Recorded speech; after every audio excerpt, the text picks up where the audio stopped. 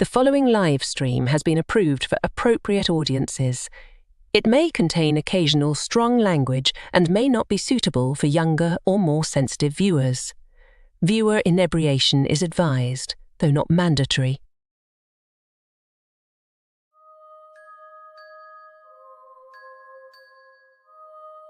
There'll be parties for hosting, marshmallows for toasting, and caroling out in the snow. There'll be scary ghost stories and tales of the glories of Christmases long, long ago. Huh. Have you ever noticed that? Scary ghost stories at Christmas time? Yeah, I think we need to take a look at that. I've been wanting to for a few years now, and I think this is the perfect time. So settle in. Top off your glasses, tell me what you're sipping on in the chat, and we'll catch up with the ghosts of Christmas past, right after we set the stage with a slightly different perspective from our Klingon neighbors.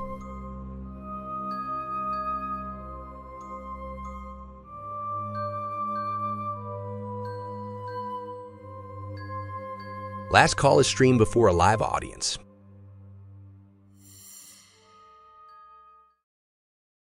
In the northern hemisphere of every planet suitable for hosting humanoid life as we know it.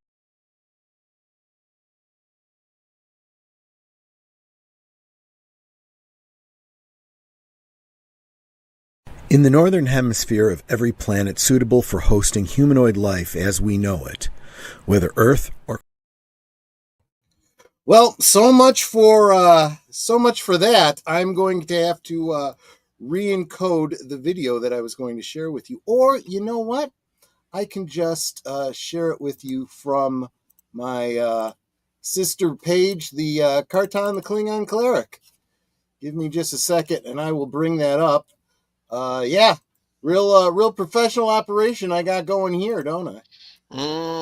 Welcome to, I almost said Geeky Geezers. Might as well be, right?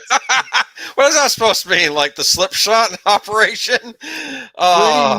Pretty much. Give me a second. It's been a day. I am not surprised that something went wrong. Yeah, I know. Right, I know. I really because for my day, everything that could go wrong went wrong. It was like today was Monday triplified. All right. I'm going to give me a second just to share my screen. Why aren't you playing? You are playing. Okay. Blow that up. I'm going to take us out and well, no, wait a minute. I got to share the screen first. Present.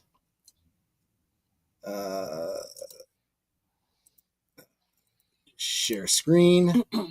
Entire screen. This screen. I'm going to share the sound, but I got to take us out. Okay. I'll see you guys on the other side.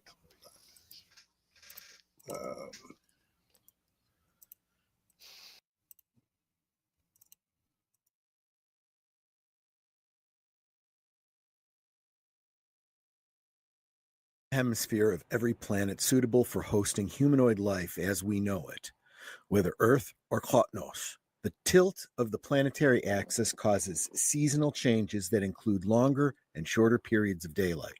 As such, every habitable planet has a period when the primary star's rays hit the planet at a shallow angle. These rays are more spread out, which minimizes the amount of energy that hits any given spot. Also, the long nights and short days prevent the planet from warming up in that hemisphere, thus winter. Further, there is a calculable day every year in which the daylight hours are shortest, and the night is the longest. On Earth, this is called the winter solstice. On Klotnos, it is called Ram Nite, the feast of the long night. Celebrations of the lighter days to come and nature's continuing cycle have been common throughout cultures and history, with feasts, festivals, and holidays around winter solstices. Although that is perhaps a more optimistic way of looking at it, as a people might in a post-scarcity society. Less advanced societies generally see these as lean months, with no crops, scarce hunting, and increasingly hungry predators. As such, the need to come together to share resources, seeking the safety of community, and sharing the certainty that the solstice means halfway out of the dark is almost universal. This Ramnite, we will look at some of the various traditions of the season and hopefully gain a better understanding of what it means to a Klingon to be halfway out of the dark. As we have stated, Ramnite is primarily a winter solstice celebration. In typical Klingon fashion, the name says it all. It is literally a feast celebrating the longest night of the year. That is it. End of story. Okay, not really.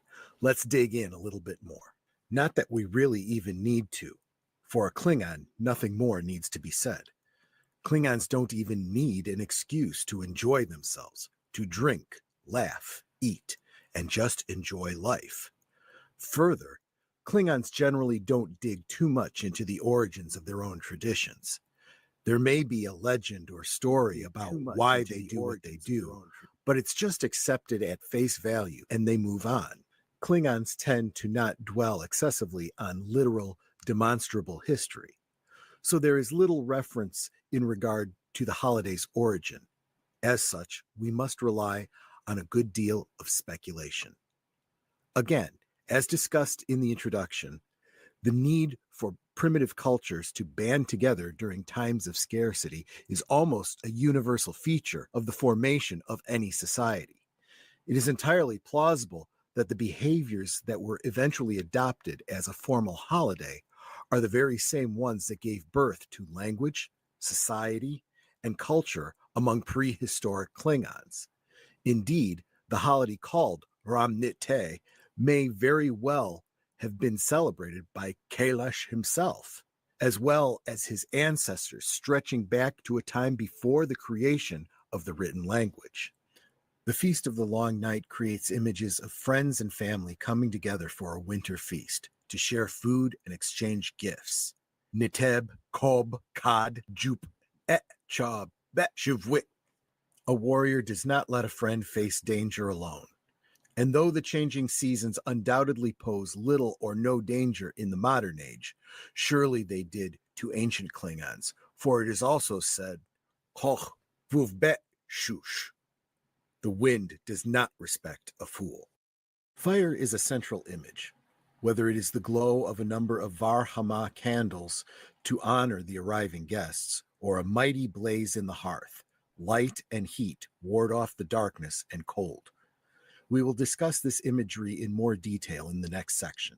Armies, houses, families, and empires all depend on the collective strength of individuals united together. Wa dol nivdak mate dit makap. And Ramnite holds this ideal as a cornerstone, celebrating the greater whole victoriously surviving another year. In the previous section, we mentioned fire and light as central images in the Ramnite holiday. Perhaps before we examine this symbolism, we must first examine the duality of light and darkness. We have previously touched on the archetypical role that darkness almost universally plays in the formation of culture. Seasonal darkness, the shorter daylight hours and longer nights, are associated with colder temperatures, a lack of harvestable vegetation, leaner game for hunting, and increased competition with and danger from predators. By the very process of natural selection, darkness becomes irrevocably tied to fear on a visceral and instinctual level. This hyperarousal reaction to darkness has a strong cultural reinforcement as well for Klingons. The Hur-Ik invasion, which so drastically impacted and shaped Klingon history, certainly cemented a negative connotation to and perception of space and the galaxy beyond Kotnosh. Space, after all, is a very cold and dark place, and the Hur-Ik did nothing if not reinforce the idea that only bad things come from that cold darkness. It is little wonder that light and warmth are symbolic of welcoming safety and positivity. These associations seem particularly exemplified in the display of the Var-Hama candles to honor the arrival of guests into one's home. While we have no specific account of how the Var-Hama were first invented and how they came to hold their traditional significance. In light of what we have discussed, it seems entirely plausible, even probable, that it is tied directly to this concept of warding off darkness with welcoming light. The idea of light unifying Klingons can also be seen in the symbolism of the torch of Reboj and the beacon of Kalesh. According to prophecy, the torchbearer would light the beacon to call together the great houses of the Empire, who would then unite in the face of a common threat. When the beacon was activated at the beginning of the Federation Klingon War of 2256, the beacon emitted an immense photonic output of over 1 billion lumens per square meter. So intense was the light that it was reported as a new star all over the quadrant. What could be a more fitting Ramnite symbol than a new star in the sky, bringing unity to the Klingon people? As with many Klingon traditions, the tradition of eating fish in advance of the Feast of the Long Night can only be speculated at. One popular theory is predicated on the theory that the Feast of the Long Night itself grew out of seasonal scarcity. When crops and game are at a premium, there is one place where sustenance is readily available all year long: underwater. To supplement the stored grains, dried fruits, preserved meats, and farm-raised grach, Klingons harvested the lakes, rivers, and seas of Kotnosh. As the Feast of the Long Night became more of a tradition and less of a symptom of survival, so too did the need to supplement their diet with fish in order to save certain other foods for the Long Night feast. Thus, the idea of a night of many fish in advance of the Feast of the Long Night is presumed to have become institutionalized. But Klingons aren't Vulcans. They don't go in for logical explanations. They prefer interesting legends. Many Klingons believe that when dishonored warriors die, they take the barge of the dead across blood-red waters of Grathor. These waters are filled with pale serpents known as Koshkari. Since the seasonal scarcity and longer periods of night are typically associated with death, it is no wonder that the winter holidays would be associated with these images of the Klingon afterlife. So warriors would go to the lakes and rivers and attempt to drag Goti from the frigid depths with their bare hands, because Klingons. Brandishing bladed gauntlets to punch through the ice, they would grab hold of the Goti swimming beneath the surface and toss them into a receptacle on the ice. In years gone by, this was a sled that could be used to transport the fish back to the mainland. With the advent of transporters and anti-grav conveyances, more permanent ceremonial receptacles were created. After gathering many Goti, the warriors would use them to lure a giant Garch. Once it appeared, the warriors would attempt to defeat it. They believed this symbolic act would keep the Koskari from luring warriors from the way of honor. Or at least that's the legend. The fact is that the legendary Koskari is entirely based on real creatures. And it's not the quantity of Goti that attracts them, but the activity and motion at the surface of the water. These Chuch Bich Dep, as they are colloquially called in some regions, are usually no more than about 1 uj, approximately 34.83 centimeters. But near the coast, it is not uncommon to see them as large as an uj-a, slightly larger than 3 meters. And while they have not been known to surface except far out in the oceans, deep-sea Koshkari can grow to the size of Terran whales. A final note on the Koshkari: certain parts of the beast are gathered afterwards and given to friends as gifts. This may seem like a terribly odd custom, even among Klingons, but it may stem from the sharing of resources mentioned previously in regards to the season of scarcity. Ultimately, the variety of seafood is quite varied on the night of many fish. Ramnete botivjaj, Klingan ma, tachjaj.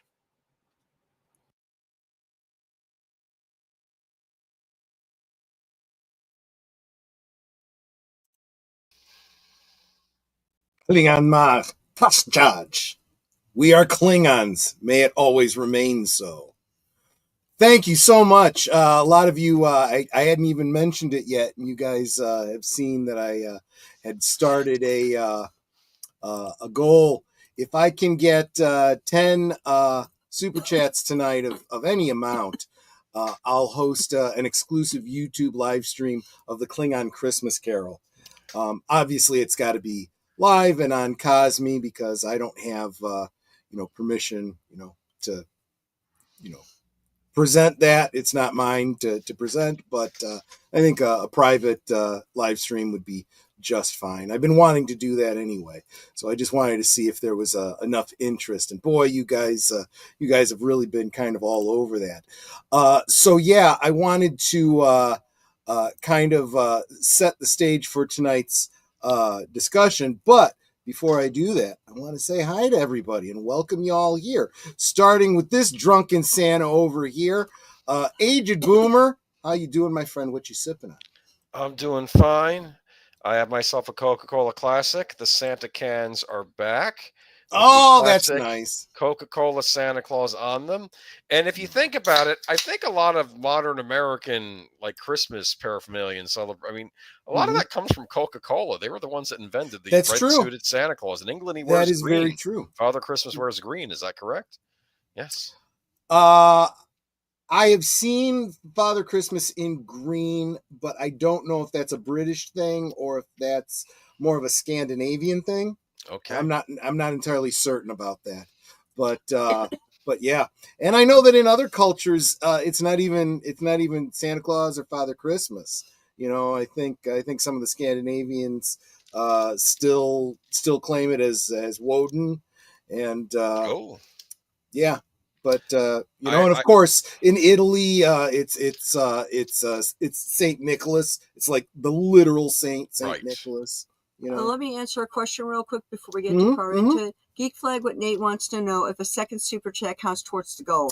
It's not appearing to, because we're showing a goal of 5, but in our star to show that how many super chats Troy's gotten, it says 6. So that means that the second one is not counting towards it. See, you're seeing 6. I'm only seeing 5. No. In YouTube, your goal, you're seeing 5. Oh, I see what you're saying. But Geek Flag did 2, and it's not counting the second one towards your goal. You know what? It doesn't matter what YouTube does. I'll count it. You know what? Hey. Okay. Just letting you know. I have a fortune cookie here. Should I open it? Yes. Yes, please do. I'm worried to do this on Friday the 13th. That's right. Tonight is Friday the 13th. And I have to say, last time I saw you'll be in a leadership position, and like that, then I'm in an evacuation center twice. Anyways, yeah, there you go. Right. All right, let's open this up. Eat the hot side that doesn't have the fortune in it. Right after you break it in 2. Right. I love fortune cookies. I know it's weird. I like them, and I know they're very simple cookies, but I do like them. I can probably make them for you, but do I actually have to make the fortune cookie shape? You don't. You don't. Although I could teach you how to do it. It's actually really easy. You are destined for greatness. Good. I like to think that's true. So that means anyone who is in the chat right now, make sure that you are sub to Age Boomer so we can get him. Exactly. We want him to be as great as possible. Subs, so we can get him monetized. By the way, I asked Boomer what he was sipping on. I'm sipping on a hot buttered rum. This is the homemade glass. Huh? We chose the same glass. Of course we did. A homemade butter washed white rum that I make every year. I'm mostly done with it, so I might switch to a batter this year. So we'll see. With demerara sugar and a little bit of boiling water, just a little bit to warm it up. I'm feeling a little. Explain what that sugar is, because it's basically just brown sugar or raw sugar. Because I'm sure some people have never heard of it before. What were you saying, Boomer? So this is Troy knows what side his butt is breaded on. I mean, yes, exactly. I buttered my bread. Now I'm going to lie in it. And oh yeah, go ahead. I was going to say, we're talking about ghost stories, and this is a little silly. Ghosts, we've done Bigfoot before, unidentified flying objects in the sky. I mean, these things don't exist. Oh, wait. Yeah, there's a whole. But you know what?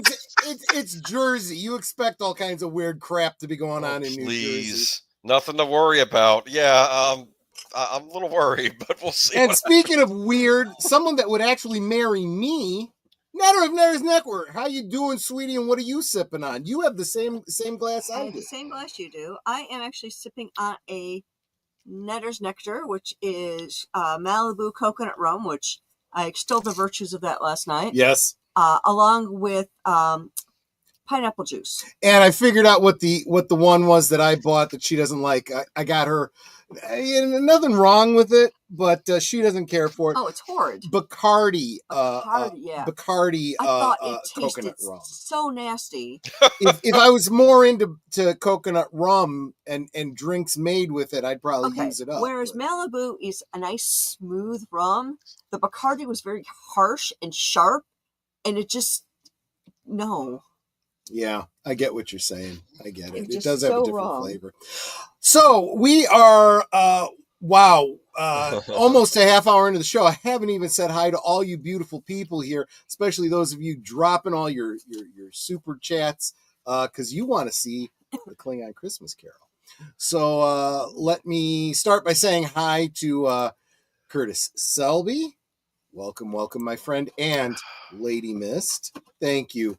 Encouraging me with the flowers. You are wonderful. And Connie Cleary, the bird woman.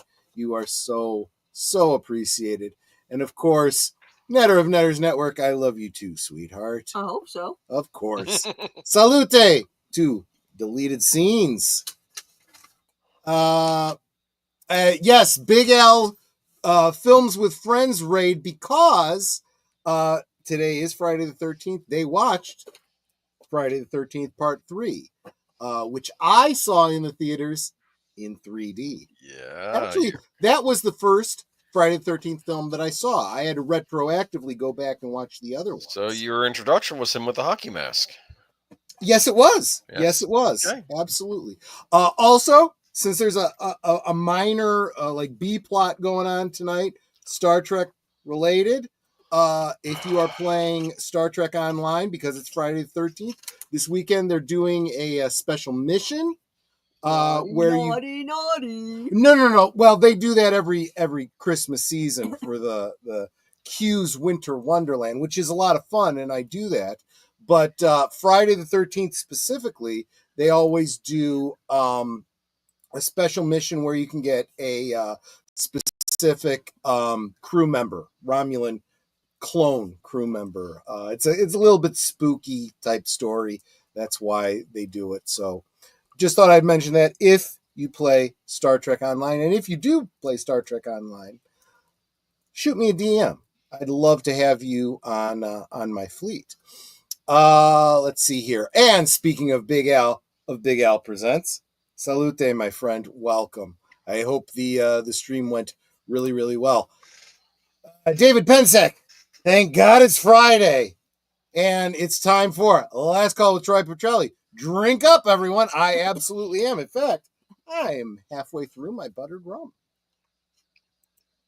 It sounds like a nice Christmas drink, buttered rum. It is. I did not spice it, though. That's why I think I'm going to make a butter batter for my next batch, which will either be in a couple weeks or, for the new year, maybe.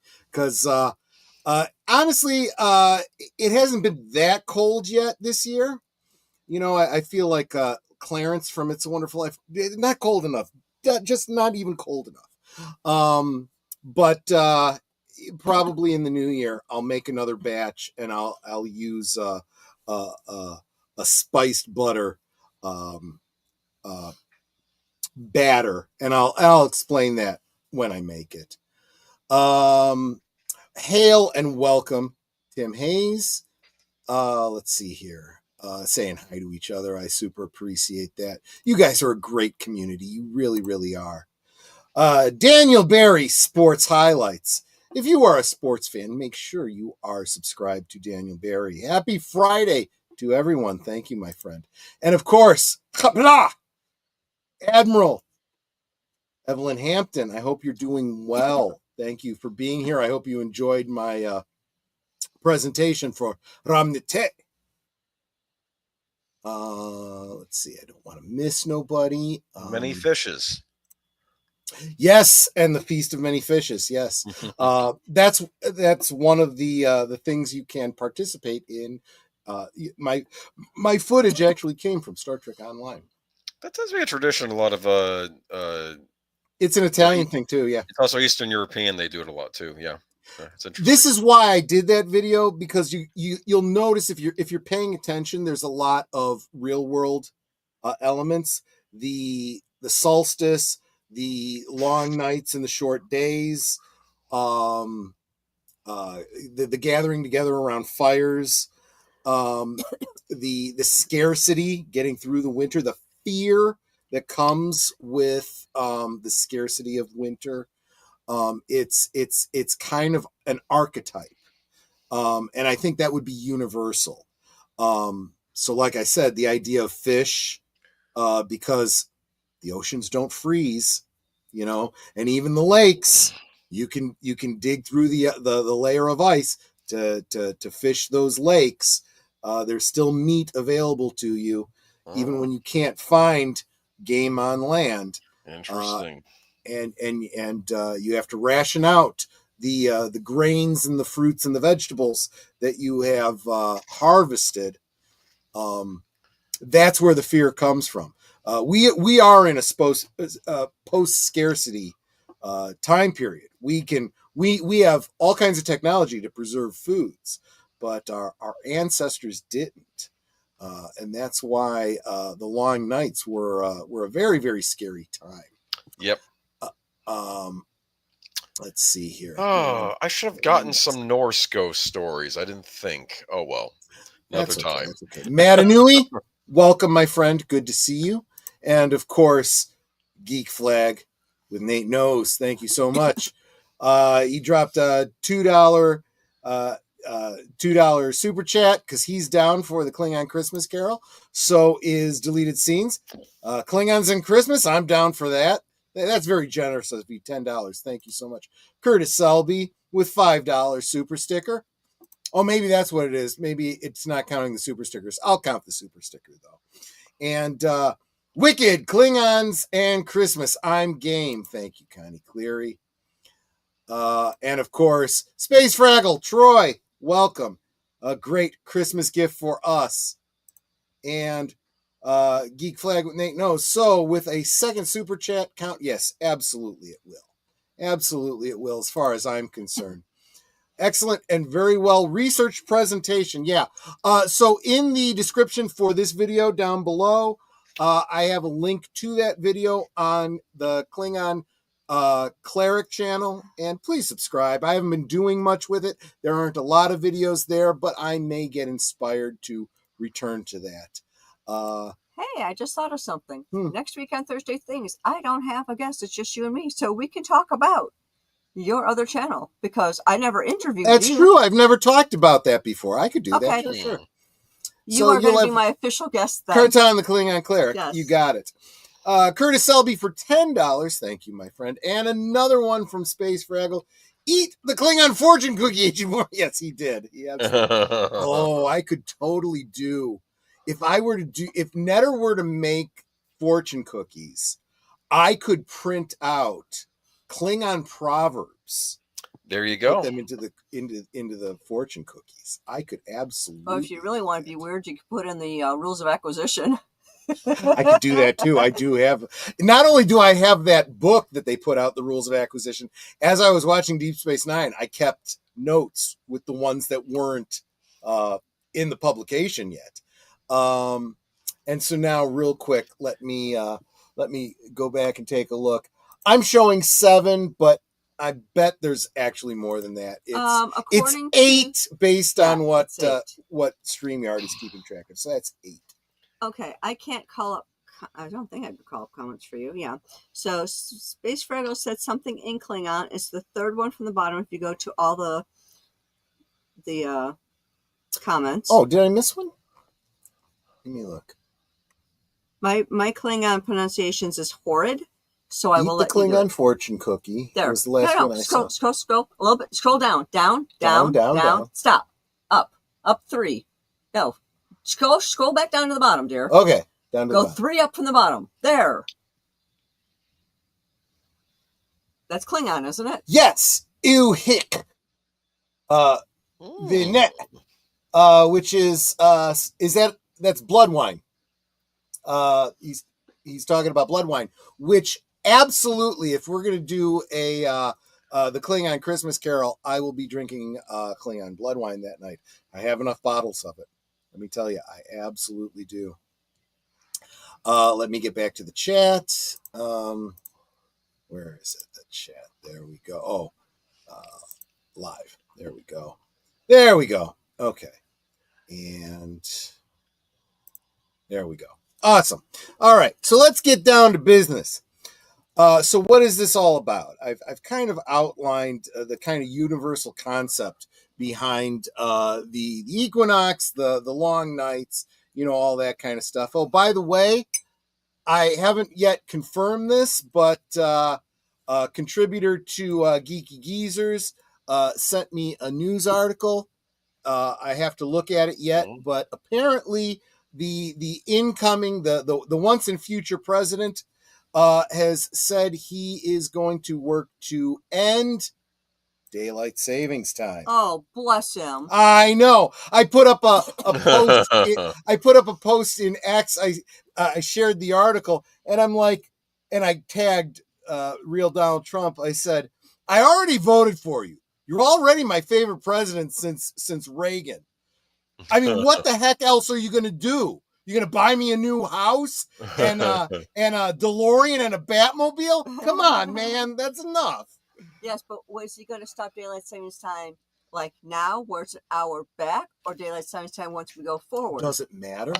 Well, right now it's 3:00 and it gets dark outside. I would prefer not to be dark. He would probably wait till it reset again, I would think. Yeah, probably. Just so I don't care, because let's face it, it's that 1 hour jump that's so jarring. If it's just the nights get progressively longer throughout the winter till you get to the 21st or so of December, and then they start getting shorter again, you kind of don't notice it so much. Yes, but that 1 hour jump, though? Yeah, and that goes back now at Halloween, when it used to go back sometime in like mid-November, it would go back. Now they're making it like right after Halloween. Is like, nope, time to set your clocks back. Yeah, fall back. So a clock's back an hour. Very good use of Klingon hole. It's Christmas bat ijaj. So he's saying Merry Christmas. Bat ijaj, I believe, is singular. So he's saying it just to me. So screw the rest of you guys. No, I'm playing. I'm being pedantic on my linguistics. Hapla! We get a Klingon Christmas Carol. Where are we at? I'm showing 9 out of 10. It's probably 10 out of 10. So yes, that does it. The super sticker didn't count. I count it. Yeah, like I said, the super sticker didn't count towards your goal in YouTube, but it is there, so you have 10. Kapla! We will be watching the Klingon Christmas Carol. I'll do a community poll on when we should do that. We could do it for a Monday night thing, or we could do it some other night. You guys just let me know. And he's dropping the emojis, because why not? Okay, let me get into it. Let's get a little background. So can I ask a quick question? Yeah, please. Does the Klingon Christmas Carol end with the ghost of Christmas present, like skewering Scrooge and just say screw it, just killing him or something?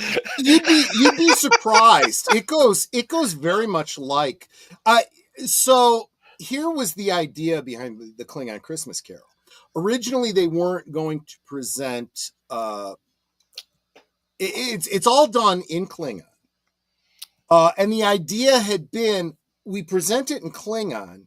And if people in the audience don't speak Klingon, that's okay, because they basically know the story. They know what's going on. But there's two things that they decided to do so that it was as accessible as possible. If you go to the theater to watch it, there will be either above the stage or below the stage the equivalent of subtitles, which translates what they're saying. There is also a narrator who is the equivalent of the Shakespearean chorus, that speaks directly to the audience. A Klingon, excuse me, not a Klingon, a Vulcan from the Culture Center, basically narrating the story and explaining it. I think it's actually quite brilliant.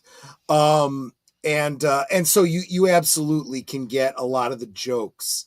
If you speak Klingon, there are a lot of jokes kind of hidden within the language. And between the translation and the narrator, you don't really miss anything. But thank you so much. We shall make this one number 10. Thank you very much. But then Space Fraggle has to put us over. Habla! All We right. get a Klingon Christmas Carol. Amen. So we are absolutely there. And then, yeah, I would imagine a Ferengi Christmas Carol would have Scrooge as the hero. I never thought of that. That would make for an interesting, pocketbooks novel. I think that would actually work. So let me get into this. So we've kind of outlined why the long nights are a time of archetypal fear, right? Just for survival. We can't grow crops. The crops are done. The harvest was it for the season. There might be some game available, but not much. The predators are much more concerning, right? And getting together around fires. What is fire? Fire is controlling nature. It keeps the predators away, and it gives you light so that you can continue to be productive even into the night. You kind of make the night into day. Thank you. And it builds community, right? But what are you going to do for entertainment? You tell stories, right? So let me get into my notes to give you a little bit of, now we're going back to Earth, getting into the... Earth. Yeah, it's boring, but let's get into it. Telling ghost stories during Christmas was an English tradition that had its roots in the past of that nation's very long history, and it may be a tradition possibly as old as time itself. It gave people something to do during the long, dark evenings of winter. People spent hours huddled next to the fire for warmth in the flickering light from the fire, which added to the ambiance, the perfect time to yarn a spooky tale. But why tell ghost stories during Christmas?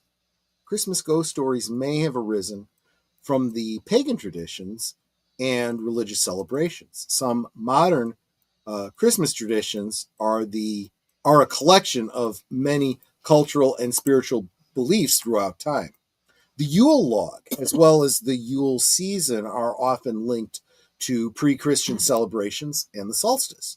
During the winter solstice, pagans held festivals where they sat around Yule log fires built to ward off the darkness and celebrate the rebirth of the sun. The visceral reaction to hearing a ghost story was profound, and hearing that same story sitting near a burning Yule fire became a tradition of group bonding during the darkest times of the year. This communion fit well with fundamental elements of Christianity: fellowship, peace on earth, and goodwill. It was for these obvious symbolic connotations that early Christians adopted dates significant to pagans and Northern Europeans. So ghost tales told during the winter solstice celebrations may have continued forward when Christianity procured those same dates. Even if the gathering wasn't specifically speaking of the birth of Christ, at least the people surrounding the fire were telling stories while enjoying a feast and some meat or wine. And in that setting, a few tall tales are bound to come up. So why not go a ghost story or two? After all, Christmas was much less about presents under the tree in those days and more of a family gathering to celebrate the day. And when the family gathered at night with nothing but candles and firelight to see, what could be more fitting pastime than telling ghost stories? So ghost stories at Christmas time became a hugely popular event. In fact, the merriment around the holiday was hailed as a wondrous time for the family and society at large. There was one problem, though. The church had issues with the day. Pagan activities like feasting and drinking held over throughout the Middle Ages, much to the chagrin of the clergy, who frowned upon the carousing, singing, and merriment that accompanied the holiday. The absorbing of pagan symbols into Christianity was marked by continual clashes with the church. The church leaders saw this as an as an affront to the religion, citing that since the pagan rituals are mentioned nowhere in the biblical text, they must therefore be washed away from the Christmas time celebration. Kind of sounds like things like singing and dancing and Footloose. Yeah, footloose, denominationalism. Yeah, I won't. The religious leaders wielded so much power in those days that they even forbid singing in church during Christmas. Well, Netter and I belonged to a Church of Christ for a long period of time, and they were opposed to using instruments in the celebration for their music. Catholic Church uses organs, for example. Right. Church of Christ is against that because it's not mentioned in the Bible. Therefore, It's not sanctioned. Therefore, they can't use it. It's like, there's a lot of things not mentioned in the Bible. How do you deal with them? But that's denominationalism. That's a topic for another night. Makes me wonder if the Hebrews used instruments, but I don't know. They absolutely did. The call to service was done with a horn. Right. Singing with tambourines and drums. Okay. Absolutely. Okay. In their minds, singing in church, but of course, very strict Christianity, kind of makes a separation between Old and New Testament. Right. Again, right. Because that was night. Then. This is that. Yeah. Okay. This is after the. I don't normally get talk religion on the channel, but we could absolutely do that. But let's do that another night. Let's that's fine. That's fine. Focused on the Christmas. Focus on the thing. In their minds, singing in the church at the holiest of times of the year was somewhat irreverent. I find that ironic, since God commands us to exalt our voices to Him in prayer and worship, but whatever. So parishioners would sing hymns as they left the church and would often stop at their friends' homes and sing to them. Thus, Christmas caroling. And then there was Parliament. In June of 1647, Parliament passed an ordinance that abolished Christmas Day as a holiday or feast day. Wow. Puritans and hardline Protestants saw the Christmas festivities as survivors of Catholicism, as well as an excuse for all manner of sin. I mean, drinking and partying and eating, that's gluttony. Anyway. The defeat of King Charles and the First English Civil War put Oliver Cromwell in the most extreme Protestants into power, and so Parliament passed a series of measures to endorse this crusade. Shops were to remain open, and soldiers would patrol the streets and seize food being prepared for a feast. Yeah. Kind of messes with my colonial sensibilities, but that's another thing. The effects were even felt across the pond over here. The Massachusetts Bay Colony banned the celebration of Christmas, with the penalty being a 5-shilling fine. Oh. Approximately 3 days' wages for a skilled tradesman. Now, keep in mind, who were the original colonists, mostly Puritans, leaving England seeking religious freedom. Right. So, of course, they would bring the Puritan belief of no celebrating. That's bad, Right. bad. When King Charles II gained power, one of the first acts was to repeal the anti-Christmas rules, but the damage had already been done. Along with reducing the importance of feast days during the Enlightenment, coupled with the Industrial Revolution, many Christmas traditions, including the telling of ghost stories, were now seen as old-fashioned. That is until Charles Dickens penned one of the greatest Christmas tales in history. A Christmas Carol may have single-handedly saved the winter holiday from dying out during the Industrial Revolution. At a time when England was no longer celebrating Christmas, Dickens reintroduced many centuries-old traditions with his instant holiday classic, and oddly enough, the Industrial Revolution itself played a key role in Dickens' success. The development of steam-powered printing presses made written word more accessible, and this gave people the opportunity to commercialize existing oral ghost stories, turning them into a version for sale with higher literacy rates, cheaper printing costs, and more periodicals. Editors needed to fill pages, so around Christmas time, they figured they could convert old storytelling traditions into a printed version. Victorian authors like Elizabeth Gaskell, Margaret Oliphant, and Sir Arthur Conan Doyle worked through the fall writing these stories to have them ready for print in time for Christmas. Soon reading spooky tales became a family affair in England. Illustrations and diaries from the time proved that whole families read these periodicals together, and popularity of Victorian Christmas ghost stories also transcended economic status. They were available to read everywhere, from cheap publications to expensive Christmas annuals that middle-class ladies would show off on their coffee tables. The Christmas issues of magazines that Charles Dickens edited regularly included ghost stories.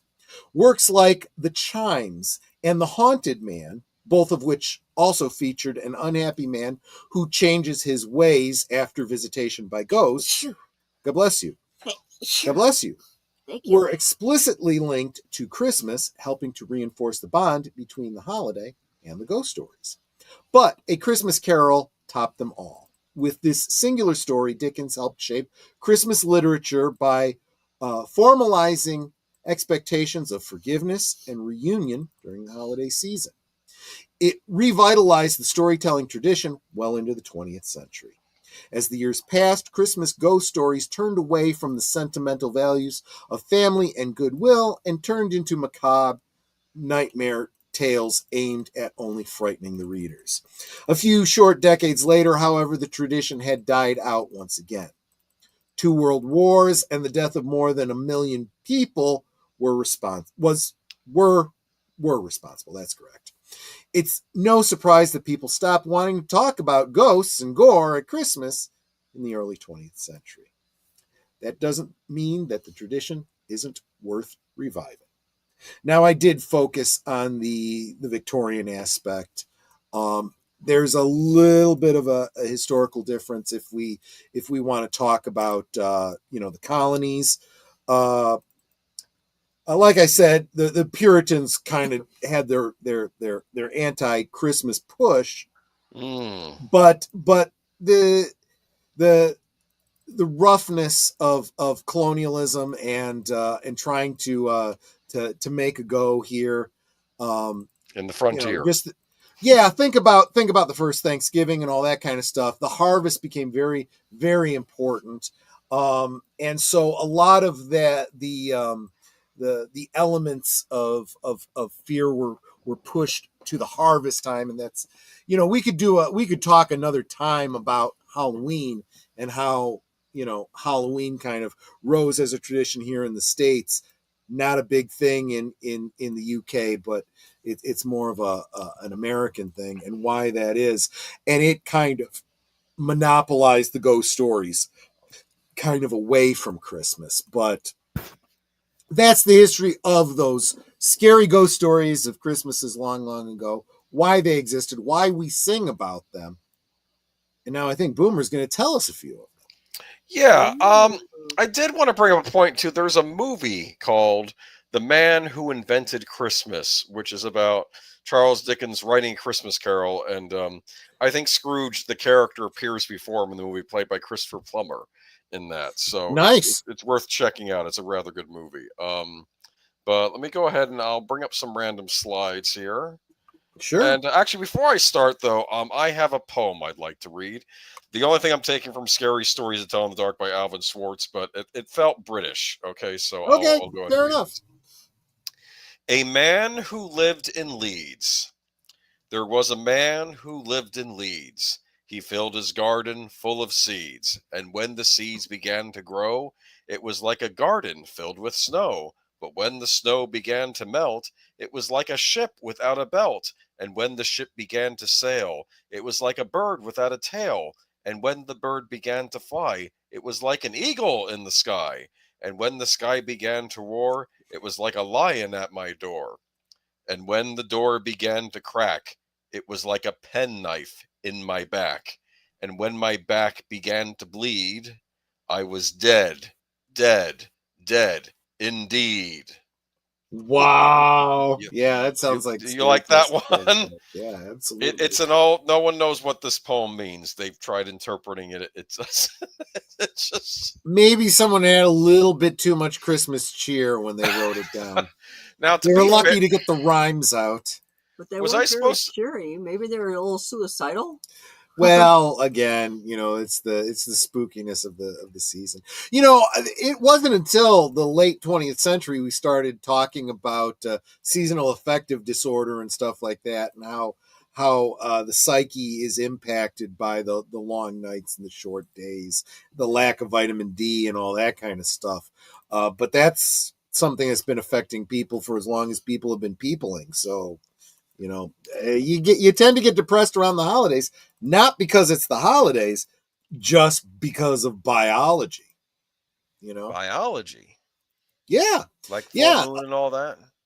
Well, more specifically, the lack of sunlight, which leads to vitamin D deficiencies and so forth. That's why we take vitamins for that. Yes, we absolutely do.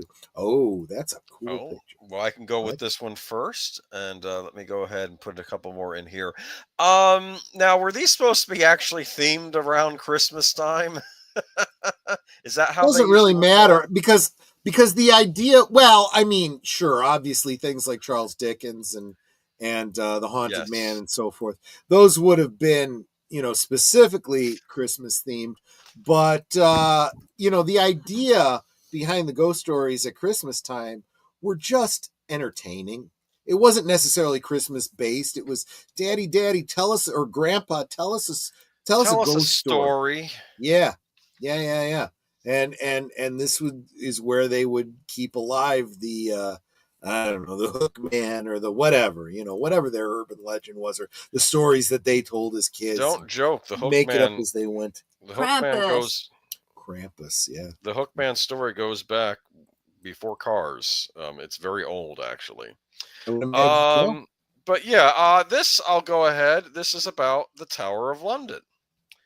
And there's a lot of potential ghost stories from the history of the Tower of London. This is a short one. Like I said, these stories are going to range from full things to little anecdotes.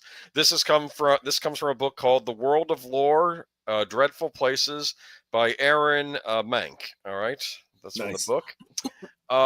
When the first London fortress was constructed in 1066, it was made of wood, like all of his other early constructions, and it followed that new design roughly a decade later, the timber was replaced with a more permanent stone structure. When it was completed, the central building that we now call the White Tower became the center of the English universe. Back then, it was the royal residence, a symbol of the king's power and a military stronghold.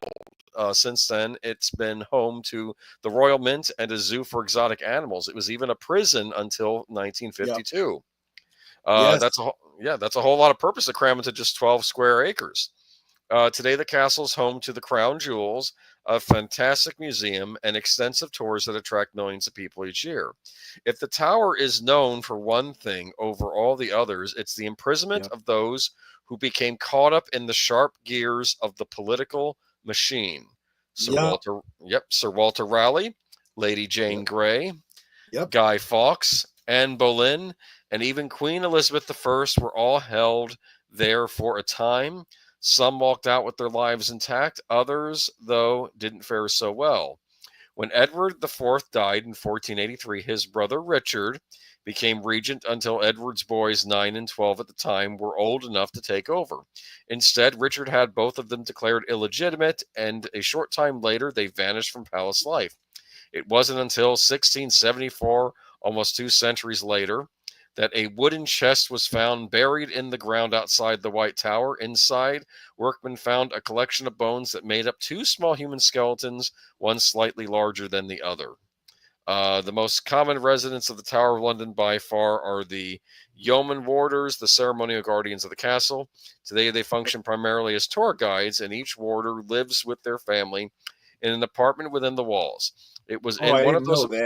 Yeah, it was in one of those apartments during World War II that a warder and his wife were pulled from sleep by the sounds of their daughter screaming for help. The young girl was crying and trembling when they found her. When they asked her what was wrong, she told her parents that she had seen something in her bedroom that had frightened her. It was so frightening that she refused to go back. When they pressed her, she told them that she'd woken up to discover that there were strange children in her room. 2 boys, in fact. They were just sitting quietly on the edge of her bed. Each was dressed in old clothing. What do you think? Look, I have been, Go ahead. I've been doing a lot of research. Well, you know this. I've been doing a lot of research for the videos I've been doing for Live from Sparkwood in 21.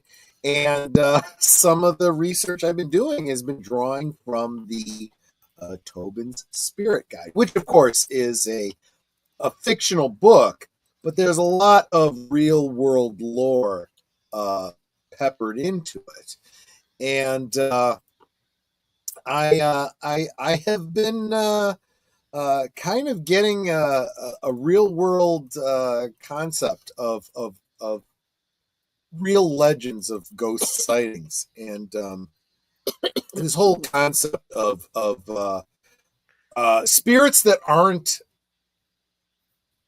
at peace or didn't die peacefully, who have unfinished business. And it's interesting. A lot of the ghost lore, if you talk to people they're real ghost hunters and whatnot, they'll say, we research a lot of these sightings that people say, I've seen this ghost in this graveyard, right?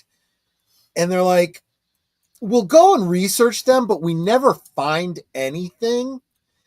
And it kind of makes sense, because why would a ghost hang out at their own grave? They'll hang out where they died. They'll hang out where they lived, where they have unfinished business. How many people are going to be tied to the place they will eventually be buried when they die? Unless that's where they were dumped after they were murdered. But then why not show, why would their ghost not be tied to the place that they died rather than where their body was laid to rest? See, that's... I'm just offering an explanation. But that brings me back to what I was about to say about the Tower of London. I'm kind of surprised one thing you didn't mention about the Tower of London was the number of executions that were done at the Tower of London. Anne Boleyn was one of them, right? Anne Boleyn. They had a gallows there.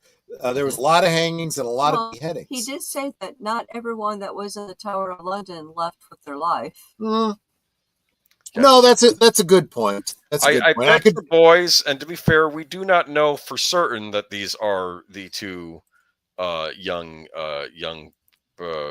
pretenders to the throne or whatever. They were. That's an excellent point. Yeah, they could have been any boys. We don't know. We just don't know. They probably are, but we don't know. The other thing to keep in mind is that it's entirely possible that spirits of those that died near the Tower of London for completely unrelated reasons. They may not have been put to death there, but let's face it, English history has a lot of people dying all over the place. And that whole plague thing that happened, right? So who knows? A lot of death, a lot of souls may not be resting too comfortably, and let's face it, whether it was real or a dream, it's a very, very, very scary kind of thing. I woke up from a pretty disturbing dream myself last night. I don't think I hope I didn't wake my wife, but I jumped awake because I had this sensation of somebody reaching out to grab me in the middle of the night, and I woke up and I'm like, and it wasn't Netter. She was facing away from me. And no, the only time you woke me up is, unless you did this at the same time, is when you drank a bottle of water and I heard the crackling of the bottle. That was shortly after, yeah, because that woke me because I was like, "What is that?" Oh, he's drinking water. I was pretty parched. I also dreamed that I'm just drunk enough to share this stupid story. I dreamt that David Lynch was in our house, and he came into our bedroom. And he wanted to do his daily weather report for YouTube. And he said, "Hey, Netter, what's the weather like?" And Netter said, "I have no idea. Alexa, what's the weather like? Alexa, what's the weather like? Alexa, tell me about the weather. You're killing me here." Hold on. She's lit up, but she's not doing anything. Alexa, tell me about the weather. In Streamwood, it's 24 degrees Fahrenheit with partly cloudy skies. Tonight, you can look for clouds with a low of 23 degrees. And then David Lynch started doing his, his from our bedroom. See, she doesn't like you because you always yell at her. Well, she doesn't listen. Clear the crap out of your ears. Rod. Anyway, David Lynch in house, run away very fast. Yeah, that's scary in and of itself, isn't it? That's a good point. There you go. But yeah, some scary dreams last night. Just thought I'd share that with you. Dreams are freaky. Yes, they are. All right. Should I move on to another one? Yeah. What else you got? Oh, good. A haunted house, haunted castle. Castle, man. Now, to be fair, these are all made by AI, so this is not the actual place, but close enough. Sure. I complain about AI, but then I use it on these types of streams. So, right. This is from the same book, the Lore Dreadful Places book. Here we go. It's under the heading "Prying Eyes." There's a common idea about castles that all those thick stone walls and floors make great hiding places for horrible secrets. After all, few castles were as orderly and perfectly structured as most modern homes. Whether it's a hidden dungeon or the bricked up body of a victim, the strong walls of a castle can act like a prison, holding in centuries of suffering, tragedy, and death. If the stories are to believe, there's one castle in particular that holds a secret that's darker than most. Darker because rather than playing host to some ghostly vision or spiritual inhabitant, this one is said to have been the home of a flesh and blood monster. It has been the subject of speculation for nearly 2 centuries and has intrigued the minds of locals and luminaries alike. And the name of the castle, Glamis. Glamis Castle was built in the village of the same name on the supposed site of the murder of King Malcolm II in the 11th century. By the late 1300s, the castle had been granted to the Lyon family. Sir John Lyon, you see, was married to the king's daughter, which apparently came with perks. And if Monty Python has taught us anything, those perks probably also involve huge tracts of land. Today, the castle is featured on the back of the Scottish Repound note, and it's famous for being the setting of Shakespeare's Macbeth, although the historical Macbeth predates the castle by... Gotta turn the page, sorry. So we had to do with these physical books, centuries. But it is also the setting of a legendary tale about a 15th century earl who loved to play cards. According to the story, when the Earl's house guests refused to join him for an illicit game on the Sabbath, he erupted in anger. He made a threat about being willing to play with the devil himself as long as he got to play cards. And that's when a stranger showed up at the castle door. This stranger, who turned out to be the devil, of course, proceeded to play cards with the Earl, beat him, and then take his soul. Historians are unsure which 15th century Earl was the focus of the story, and of course there's no documental evidence of anyone having their soul taken away in a card game, so take it all with a grain of salt. But I mentioned Dark Secrets, didn't I? Sorry, let's go back to that. You see, at the beginning, beginning sometime in the 1840s, rumors began to spread about a family secret. The Lyon family, they said, was hiding something horrible, so horrible that the Earl himself knew what it was. But there were whispers, details that hinted at what the secret might be. We can probably thank Sir Walter Scott, the famous novelist, poet, and playwright, for making the secret public. In 1830, he published an account of a visit he made to Glamis back in 1790, and in it he made note of a secret room. He knew little else, of course, but he couldn't help mentioning the words secret room, and the public ate it up. Whatever and wherever this room is, the access to it either was hidden very carefully or had been removed entirely. Think Harry Potter and the Chamber of Secrets, I suppose, just without the giant snake. A room that only a select few ever got to see or even know about, and the knowledge of which is passed down from one generation to the next. Now, this isn't an impossibility. Some of the walls of the castle are up to 16 feet thick, which makes it easy to see how small room could be tucked away in there. There are even records of small chambers being built within the walls. One such room is recorded near the Charter Room, located at the base of the main castle tower. In a lot of ways, one of the main reasons for the castle's construction was privacy and safety, so hidden rooms, even if there weren't an early trend, were certainly a common occurrence. As to what lay hidden inside the secret chamber of Glamis, though, no one except the Earl himself knew any of the details, but of course that didn't stop others from trying to find it, sometimes intentionally and sometimes by accident.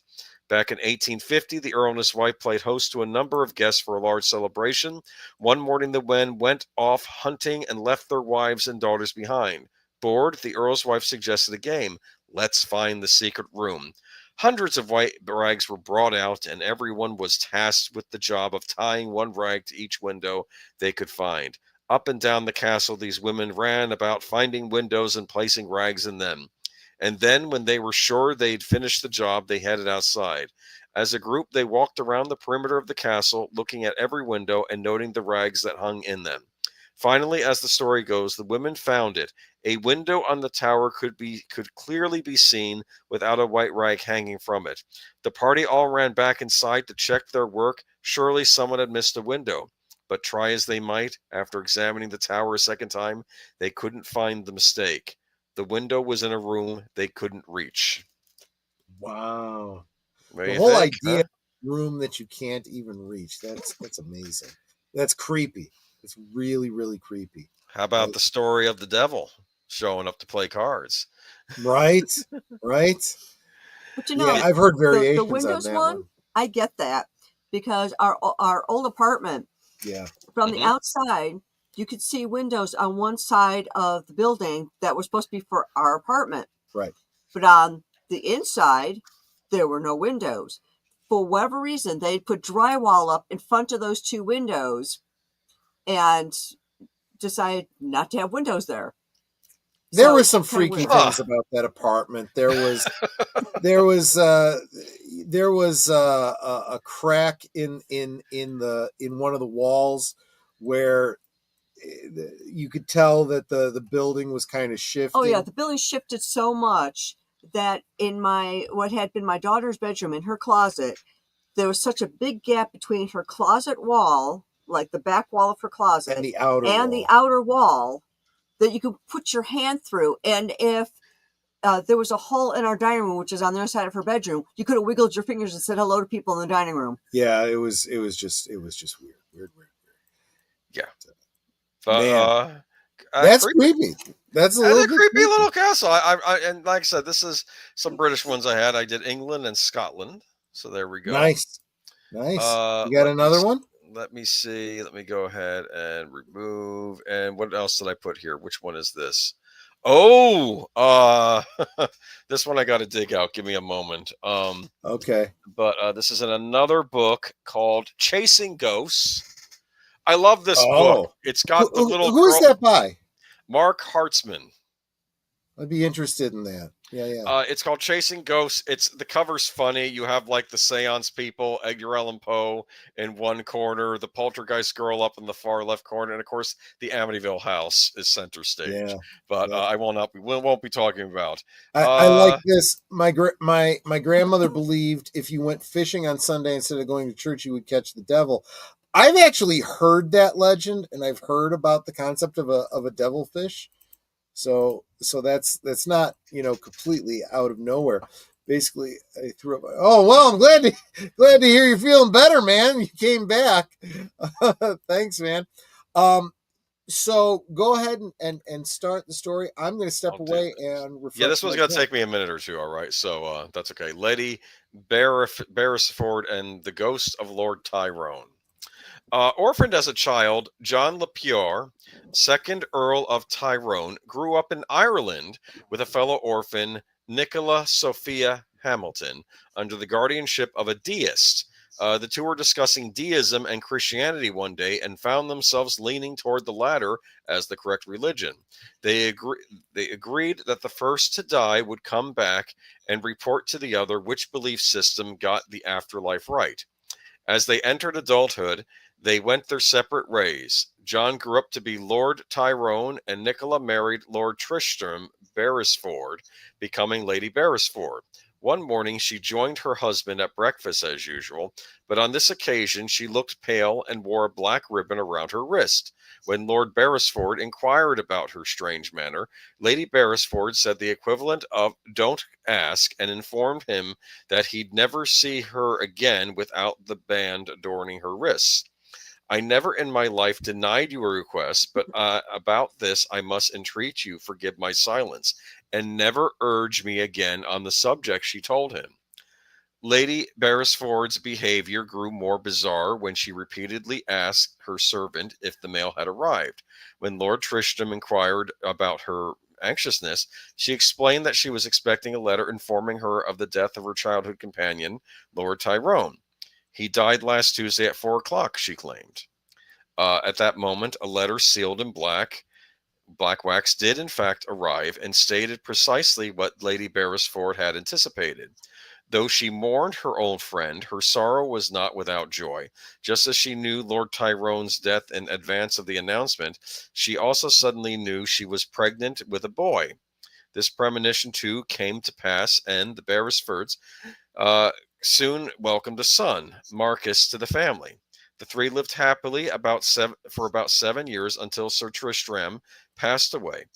Nicola vowed never to remarry, but eventually she fell for the charms of a younger man and wed once again. She bore him several more children, but he treated her poorly and left her miserable. Moments of happiness were few and far between, but when her 48th birthday arrived, Nicola believed the event was a cause for a great celebration. As friends and family gathered to join in her merriment, a clergyman cheerfully informed the birthday lady that he had been going through old church records and discovered she was actually a year younger, a mere 47. This revelation did not have the pleasing effect intended. You have signed my death warrant, Lady Beresford explained, immediately turning the good vibes into unexpected doom and gloom. The party was over. She summoned Marcus and her married daughter, Lady Riverton, to join her in her chambers. I have not much longer to live and must entreat you to leave me at once, Lady Beresford announced to everyone else. I have something of importance to settle before I die. Sounding a bit like a drama queen, she told her children about her childhood pact with Lord Tyrone and explained that he had lived up to his end of the bargain. One night, while she was still married to Lord Beresford, Lord Tyrone appeared beside her bed. Startled, she asked what he was doing in her bedroom in the middle of the night while her husband slept next to them. Lord Tyrone said he'd been permitted to return to her and inform her that Christianity is the true and only religion. Good news, but of course not so good when delivered by a dead friend. He had other news he'd been allowed to share as well. Lady Beresford would give birth to a boy. Her husband would die several years after. She'd end up with a deadbeat and bear him several children, and tragically she'd die at age 47. Lord Tyrone also predicted that his heiress would marry Marcus, although the ghost had no children before his own death. Still, his prediction had proven correct so far, indicating that her death was imminent. Before Lord Tyrone vanished from the bedroom and headed back to the afterlife, Lady Beresford made him leave a sign that he'd been there, something that by the morning would prove to her that the whole thing wasn't some crazy dream. The ghost twisted the curtains of the bed's canopy through iron loops, claiming no mortal arm could have done this. True, but sleeping we are often possessed of far greater strength than waking, she responded, demanding better proof. Lord Tyrone obliged, and this time wrote a note in her pocketbook. His handwriting, he believed, would offer the assurance she needed. Lady Beresford was not impressed. When I awake, I cannot imitate your handwriting, but sleep it is possible that I might, she countered. Lady Beresford's confidence in her somnambulant abilities may have seemed unreasonable to Lord Tyrone, but who can blame her for expecting a better show from a visiting ghost that demonstrated physical and verbal powers? Finally, the two decided a hint of violence should make the best way to properly mark the occasion. He touched my wrist with a hand as cold as marble, and in a moment the sinews were shrunken up, and every nerve with them, she explained to Marcus and Lady Riverton. Let no mortal eye, while you live, behold that wrist, the ghost told her. To see it would be sacrilege. With those final words, he was gone. An hour after telling her story, as Lady Beresford lay resigned in her bed, she joined Lord Tyrone in the afterlife. Her children shared a moment of grief matched only by their curiosity. Carefully, they removed the black ribbon from the deceased mother's wrist. The flesh beneath appeared shriveled and withered, exactly as she had described. Years later, Marcus married Lady Catherine, who happened to be the niece of Lord Tyrone. She inherited his entire fortune, just as the ghost predicted. This story was passed down through the Beresford family and spread into newspapers and books, with details shifting as they tend to do over time. Those stories from centuries ago, like Lady Beresford's, get twisted and distorted through oral retellings and variations in written form. The essence remains. This is especially true of ancient tales. But there we go. What do you think? Did you get all that? No, that was a yeah, bit of a twister. That was a bit of a twister. Made me think of something. And this is also, temporally related, right? So we talk about this when we talk about, older films, right? Where we say that,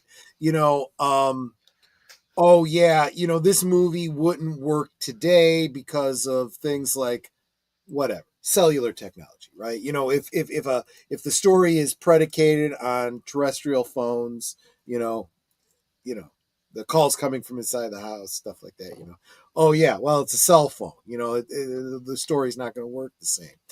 And I do feel like the closest you can get to some of these stories, some of the pre-technology would be like living in a rural setting, right? Mm-hmm. Where you are so far removed from your neighbors, this whole idea of isolation, right? That, it can be a little nerve-wracking, right? To be so far away from your nearest neighbor, help if you need it, and so forth. These days, you have your nearest neighbor is literally 10 feet, 2 walls away. You have a police force maybe a half hour away. That's why when minutes count, the cops are minutes away. Chicago, 3 hours away. I'm sorry. No, you might want to have your own tools for protecting yourself.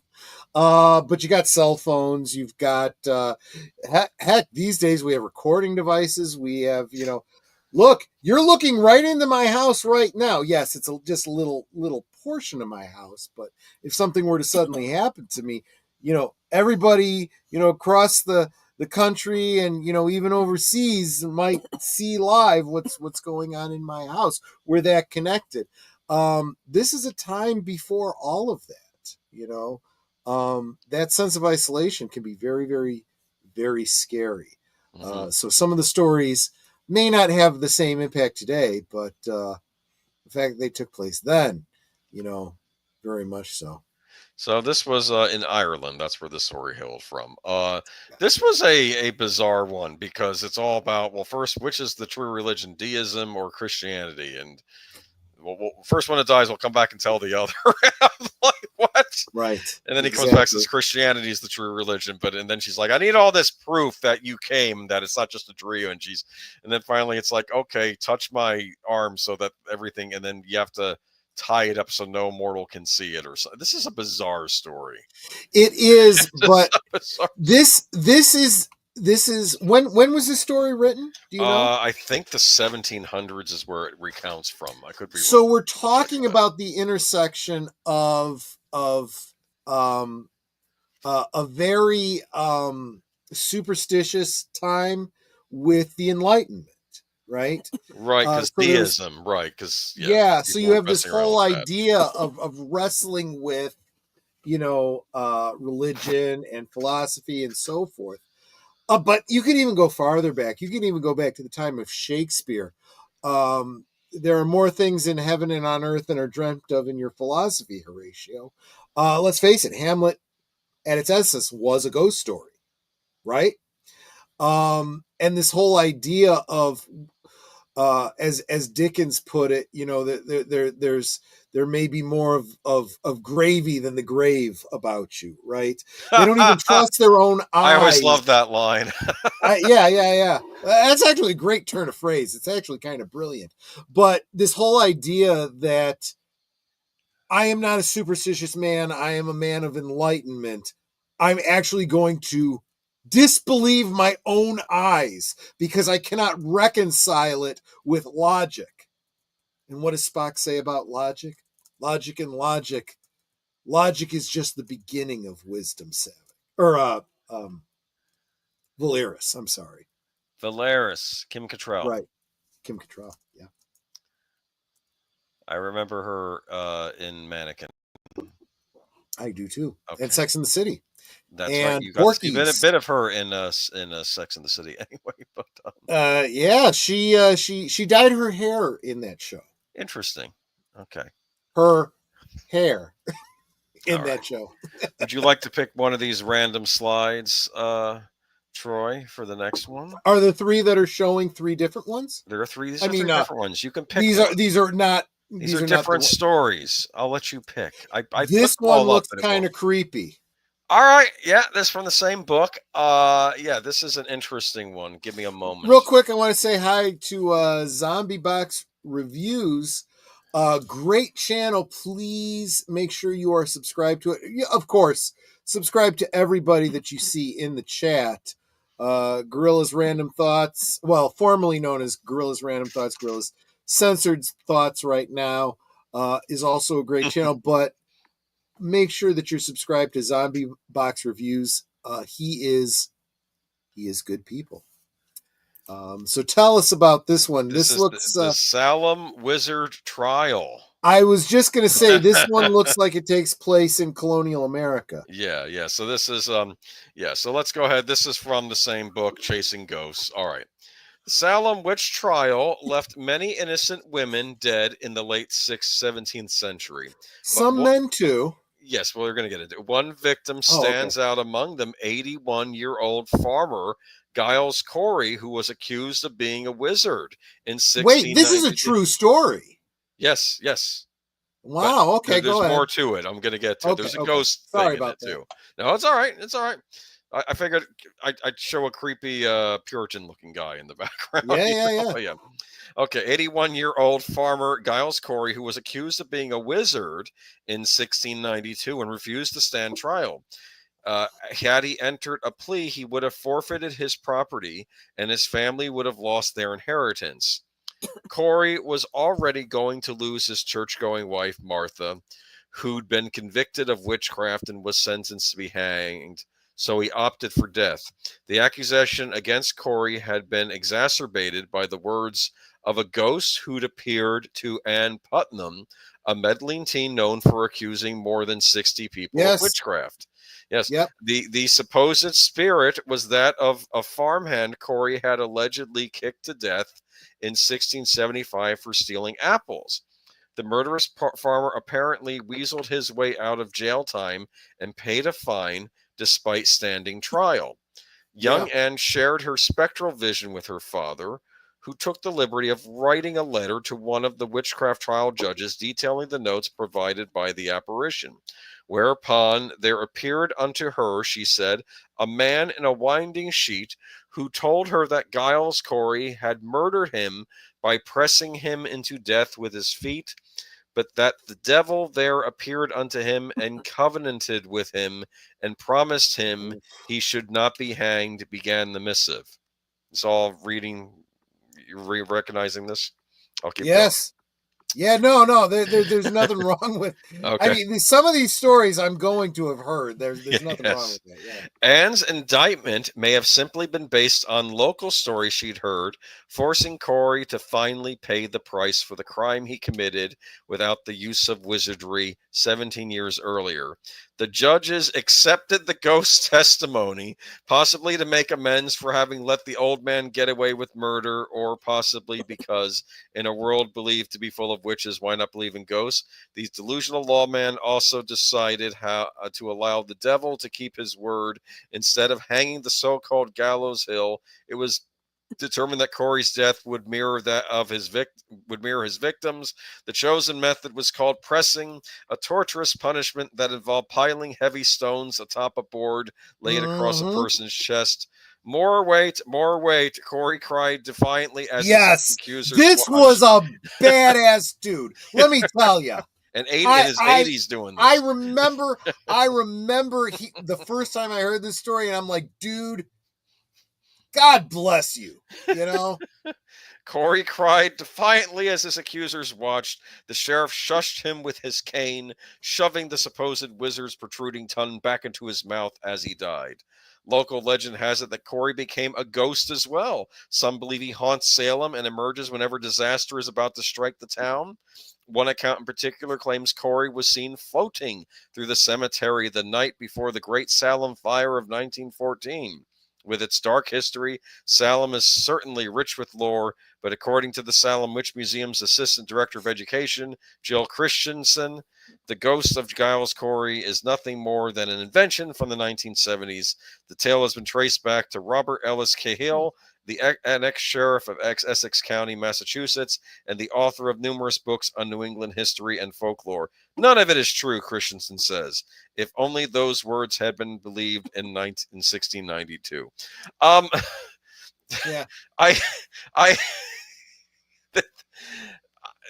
Some of these in this book were very convoluted. So, yeah, this was the whole witch. You know what? I never thought to challenge that story that I'd heard, so I might have to dig into that a little bit more. But whether it's true or not, damn good story. This is where I'm going to say something about ghost lore versus so-called catechism. And those of you that are Catholic, including yourself, Boomer, might have a problem with what I'm about to share. My personal conviction is there's a Catholic concept called a purgatory, which Yes. I no longer believe in. Right. That's fine. I grew up I grew up in the Catholic Church. I was an altar boy. I even went to a Catholic college, in fact, DePaul University. But I do not believe in purgatory because there's no scriptural basis. You will find no Protestants, no Lutherans, no one outside the Catholic Church believes in purgatory. The reason that Catholicism has a concept of purgatory is, again, I don't mean to offend you, Boomer, or any other Catholics listening, but my personal opinion is that it is the mental gymnastics of a church trying to justify their idea of infant baptism. Infant baptism didn't exist in the first century church. It was all adults making a confession that they would accept Christianity and Christ as their savior and be baptized. It was an adult decision, which I believe God respects, and a child is innocent. But there was this idea, especially during the plagues and high infant mortality, concern about whether their babies would be going to heaven or not. So it was like a concession to these grieving parents. Well, you know what? Let's just baptize your babies, your children as babies, and make sure that they go to heaven. And that doesn't match up with doctrine from the Gospels, in my opinion. Again, in my opinion. So if you're going to have this concept of infant baptism, then you're also going to have this concept of well, what happens to all the children that died before they were baptized, right? Stillbirths and so forth. Let's just forget the whole scripture of people that were that died apart from the world, being judged apart from the word, and so forth. That's a whole. Let's just put that aside. So they came up with this whole idea of purgatory. So it's like hell light, right?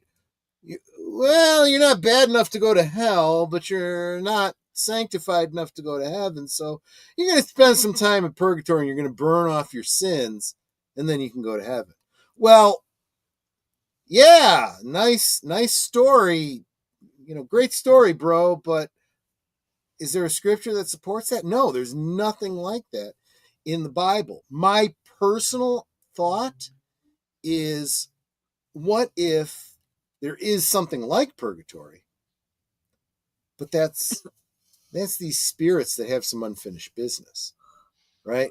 So this was your idea why you might have lingering spirits on Earth. Yeah. So they're getting ready to go to heaven, and the angel that's going to take them, or Jesus himself, is like, you don't seem like you're quite ready. Well, no, I'm not. I'm concerned about this or that, or this happened, and okay, you can wait. We'll be here waiting for you. You go do what you got to do. That's possibility 1 for ghosts, right? Here's possibility 2. Mm-hmm. What if they're deceptive spirits? What if I've heard that too? Yeah. I would always caution you that both are entirely possible. What do you say? Trust but verify. Have compassion for the spirit that you encounter, but always be aware it might be a deceptive demon. People have argued what the ghost in Hamlet is supposed to be. Is it really his dad? Is it a deceptive spirit? Is it something in his own mind? We just don't. Of course, other people saw it too. So I got to bring this up. I love it. What? I believe in purgatory. It's called Blue Sky Social. I love that zombie box. That's very funny. From what I've seen, he's kind of right. If they would come out with more grace, that would be something. But This I don't is think even they better. will. Tim says, "No, Troy. they end up in Detroit. Oh, it's funny he mentions that I do have a Detroit ghost story in here somewhere. Well, which one is that? Let's go ahead and bring. I don't know if I have that in my thing, man. Hold on. Oh! I thought you remove. Did. Okay. Yeah, religion. If you don't have a visual, that's is fine. very You can still just go complicated. ahead and read No, it. but I have it. I just don't have it up already. Okay, let me see if I can find the image. You Give decide me a which moment. one you want to do. Yeah, I'll do the Detroit one since you. Okay, I'll do the Detroit one soon. Okay? You know what? Well, no, I thought deleted scenes. I thought you were going to say, all things being equal, I'd rather be here than in Philadelphia. Now, how about this one? What do we see here? You see a kitty checking out a candle. I don't know. I feel like our cat Mischief would have tried to beat the crap out of that little flame. I don't know. It's supposed to be a creepy ghost cat. All right, hold on a second. This is a weird book. This bullshit. I'm sick of ghost cats. I had to deal with our own fucking ghost cat in this house. I threw this one in here because I knew it would annoy you. This book is by Leslie Rule. Thanks a lot. Who I wonder is related to Anne Rule, who wrote all the true crime books, because this is forward by Anne Rule. This one's called Coast to Coast Books. Just let me. The Cranberry Cat. The Cranberry Inn in Cranberry, New Jersey, is made up of several very old structures, including 2 18th century colonial taverns and a rustic 19th century post and beam barn. The taverns were built at a stagecoach stop for weary travelers to refresh themselves. Today, the inn is a popular restaurant that serves up such specialties as salmon and crew, and ostrich carpaccio, and some insist ghosts. If you've never had carpaccio, you've never had Italian food. Let me just tell you. That sounds delightful. I don't think I've had it. Oh, it's good. It's this very, very thinly sliced beef, sometimes raw, served with oil and garlic and cheese. Oh, it is. So I'm not going to find an Olive Garden. Netter. No. I know I'm the Italian in the family, but Netter's the one that introduced me to it. Interesting. So Netter, you knew some Italian stuff Troy didn't know. That's why I married her, because she knew Italian food. All right, Sharon Carpaccio.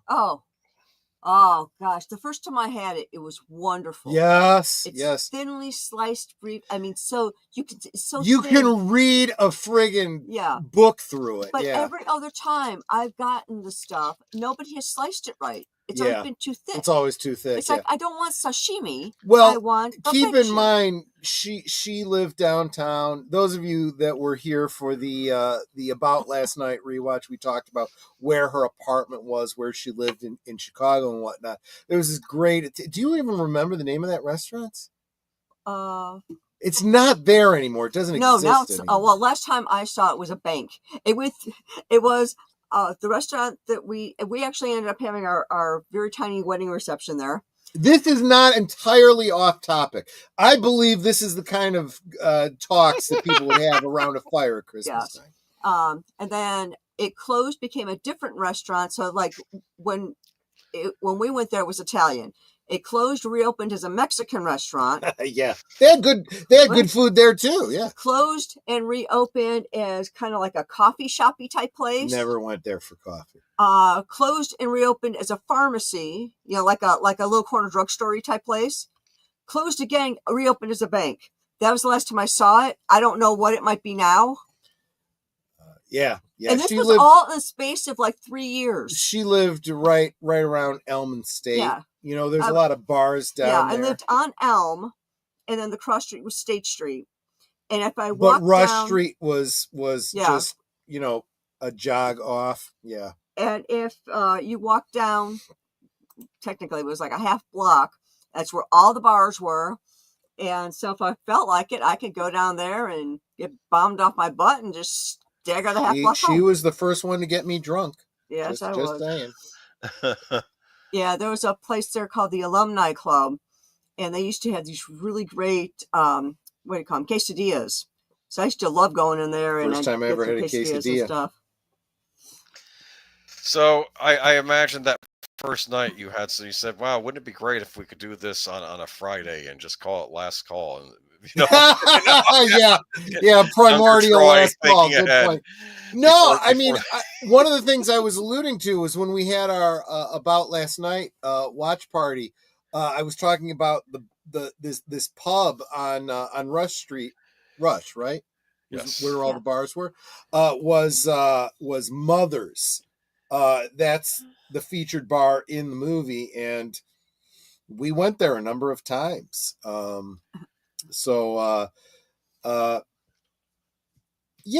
it was probably Friday or Saturday nights that we would hit those bars. That's true, because I was going to uni at the time, so I probably wouldn't have been hitting the bars during the week. She was working full time at the time, so yeah, exactly. All right. And what a coincidence! I pop in, and Ned is talking about the dinner I'm eating right now. Quesadillas. What? Yeah. That sounds tasty. I had chicken and broccoli. There you go. All right, you want to hear about the cat? Tell us about the cat, Sh- you sh- little fucker, sh- dead fucker. Okay, so let's okay. Sharon Hecker told me about the night she and a group of her coworkers celebrated a Christmas together at the Cranberry Inn. Look, Christmas themed. All right, Gotcha. As they dined, boy, on brand here. Go for it. As they dined, she and a friend, Joanne Crandy was at the Cranberry Inn, really? Okay. Maybe. Who had heard of the ghost sightings, regaled the others with the tales. Some people have seen the ghosts of a cat and a dog, Sharon told her friends. When Joanne and Sharon got up to head to the ladies' room, they were joined by Roseanne Pudlack. I've never seen a ghost, complained Roseanne as they entered the restroom. I would love to see one. While she ducked into a stall, Joanne and Sharon were chatting by the sink when they were startled by an apparition dashing by. It was the back end of a cat, Joanne told me. We saw its back legs and tail, added Sharon, and then it disappeared. Roseanne exited the stall, too late to see the ghostly cat. I always miss the good stuff, she cried. As the three left the restroom, they were startled by a sudden noise. All three of us heard a resounding meow, confided Sharon. To say we were startled is an understatement. Cranberry Inn owners Tom and Gay Inganeri make no secret about the ghosts. We have 5 people ghosts and a ghost cat and a ghost dog, Gay told me. The cat has been seen by a bartender and many of my customers. She often feels the cat brush past her ankles and has caught glimpses of it from the corner of her eye. She prefers to keep the description of the ghost to herself as a way to authenticate the many sightings. Is there anything left here? No, that's about it. Okay. You like that one, huh? Pretty spooky, huh? A little cat. So yeah, it's like my cat still hangs around every once in That a while. little I'll hear it fucker. meow. he's a bastard in life and he's a bastard in death.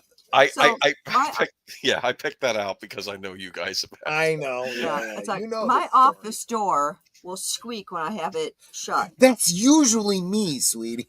Usually you, but you're not around when this happened. Okay, fair enough. So, because my office was getting cold, because I haven't put the plastic up on the windows yet to try and keep some of the cold air out, my office was getting really cold. So I actually have a note on my door, so Troy knows either I'm cold, you could come in, or I'm in a meeting, basically don't come in.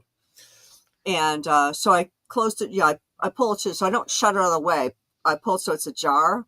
So like the door is touching the door jamb, but it's not like catching. And I'll hear it squeak. Now my back is to the door, so I'll turn and look, and I'll see that the door has opened a little bit. Mm-hmm. And today it's like I heard squeak a little bit, and it's like, okay. Went back to, started doing what I was doing again. Heard it squeak a little bit more. Turned back, the door's open a little bit more. I'm like, well, come on in, Mischief. That was my cat's name. It's like, so come on, you can come in. And he was notorious for not shutting the door behind him because, well, he's a cat. So, he's like, screw that shit.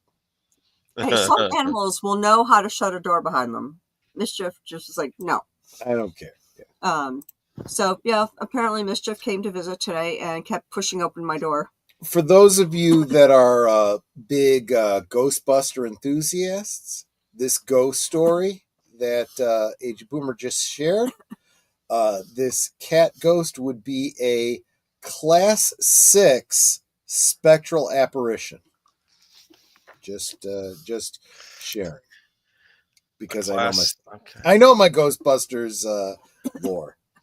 Did you like that cat picture, by the way? That was good. What did you say? Like a ghost cat or something like that? I don't know. No, yeah, it wasn't really. The AI doesn't always cooperate. For instance, this one did not turn out as well as I'd liked, but we're going to have to use it for the Detroit story that we're going to do now.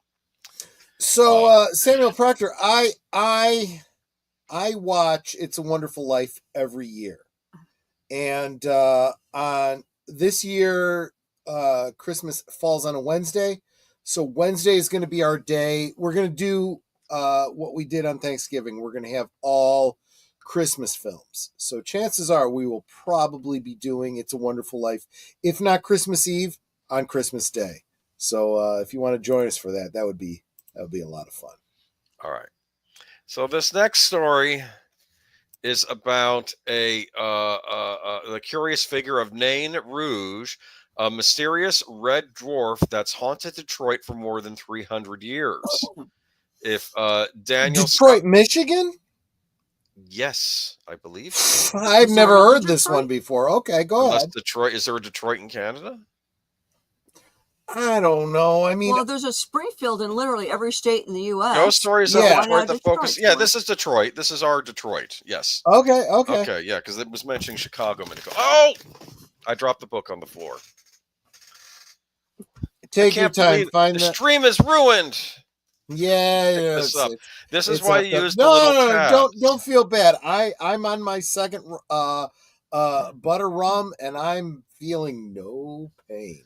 All right, I'm feeling like this is a really, really good stream. I hope you guys were all having fun because I sure am. I think you'll like this one. Okay. Stories of Nain Rouge begins with the founding of the city of Detroit in 1701. Wait. Nain Rouge. Rouge, it's red. The name of the dwarf, dude. Yeah, well, how does that translate? Something red. Don't know. Maybe. Well, I thought you to look that up in advance of this story. Why don't you look it up then? Nain. It's Nain. I don't know what that means. Okay. Thought it was his name, a French name. Maybe it means dwarf in French. I don't know. Stories of the Nain Rouge begin with the founding of the city in 1701. Antoinette Lamont. Yes, it does mean red dwarf. Okay. Thank you. Red dwarf. So well, now you know that's where it comes from. If we were to do a sci-fi rewatch of Red Dwarf, in French it would be Nain Rouge. There you go. All right. In 1701, Antoine Lamont de la Mothe Cadillac, the French explorer who would found Detroit, had been in attendance at a lavish ball in Quebec when a strange fortune teller appeared. The author of the 1883 collection, Legends of Detroit, Marie Caroline Watson Hamlin, about whom not much else is known, who tells the story that follows, describes her as a woman of unusual height, a dark, swarthy complexion, restless, glittering eyes, strangely fashioned garments, yet in harmony with her face. On her shoulder was perched a small black cat, which would lick her ear occasionally during her sessions, leading some to assume that the devil was whispering instructions through the body of the feline. And that's interesting. Finally, she came to Cadillac, who bade her to tell him his fortune as well. Sieur, she told him, yours is a strange destiny, a dangerous journey you will soon undertake. You will found a great city which one day will have more inhabitants than New France now possesses. Many children will nestle around your fireside. But as with Macbeth's fortune, there was another side to Cadillac's future. Dark clouds are arising, and I see dimly your star, the fortune teller went on. The policy you intend pursuing in selling liquor to the savages, contrary to the advice of the Jesuits, will cause you much trouble and be the cause of your ruin. In years to come, your colony will be the scene of strife and bloodshed. The Indians will be treacherous. The hated English will struggle for its possession. Hold on, gotta turn the page. But under a new flag, it will reach a height of prosperity which you never in your wildest dreams pictured. Confused, Cadillac pressed her for more information, and she ended her tale with this warning. Your future and theirs lie in your own hands. Beware of undue ambition, it will mar all your plans. Appease the Nain Rouge, beware of offending him. Should you be thus unfortunate, not a vestige of your inheritance will be given to your heirs. Your name will be scarcely known in the city you founded. That same year, Cadillac founded the settlement that would in time grow to be Detroit, as it flourished quickly. He became arrogant and proud, disregarding the soothsayer's warnings. One night, when he and his wife were out walking on the path in front of them, jumped the uncouth figure of a dwarf, very red in the face, with a bright glistening eye. Instead of burning, it froze. Instead of possessing depth, it emitted a cold gleam like the reflection from a polished surface, bewildering and dazzling all who came within its focus. A grinning mouth displayed sharp pointed teeth, completing this strange face. Unwisely, Cadillac struck the dwarf with his cane, shouting, "Get out of my way, you red imp!" The Nain Rouge responded with a fiendish mocking laugh, then disappeared. True to the fortune teller's predictions, Cadillac's own fortunes soon fell precipitously, and in the years since, the Nain Rouge has become not simply a personal antagonist, but a villain for the city as a whole. He has been seen shortly before every major disaster that's befallen Detroit. Just as Binghamton had its curse, Detroit has the Red Dwarf. In another collection of folk tales, Charles M. Skinner writes that the Nain Rouge was seen scampering along the shore on the night before the attack on Bloody Run, when the brook that afterward bore this name turned red with the blood of soldiers. People saw it in the smoky streets when the city burned in 1805, and on the morning of Hull's surrender, it was found grinning in the fog. Little record of the dwarf, a harbinger of tragic romanticism and falls from grace, can be found in the city's great boon. Only starting in the 1960s did Nain Rouge supposedly return, making an appearance again shortly before the devastating race riots of 1967. In decades since, he's shown up again before major ice storms and other calamities.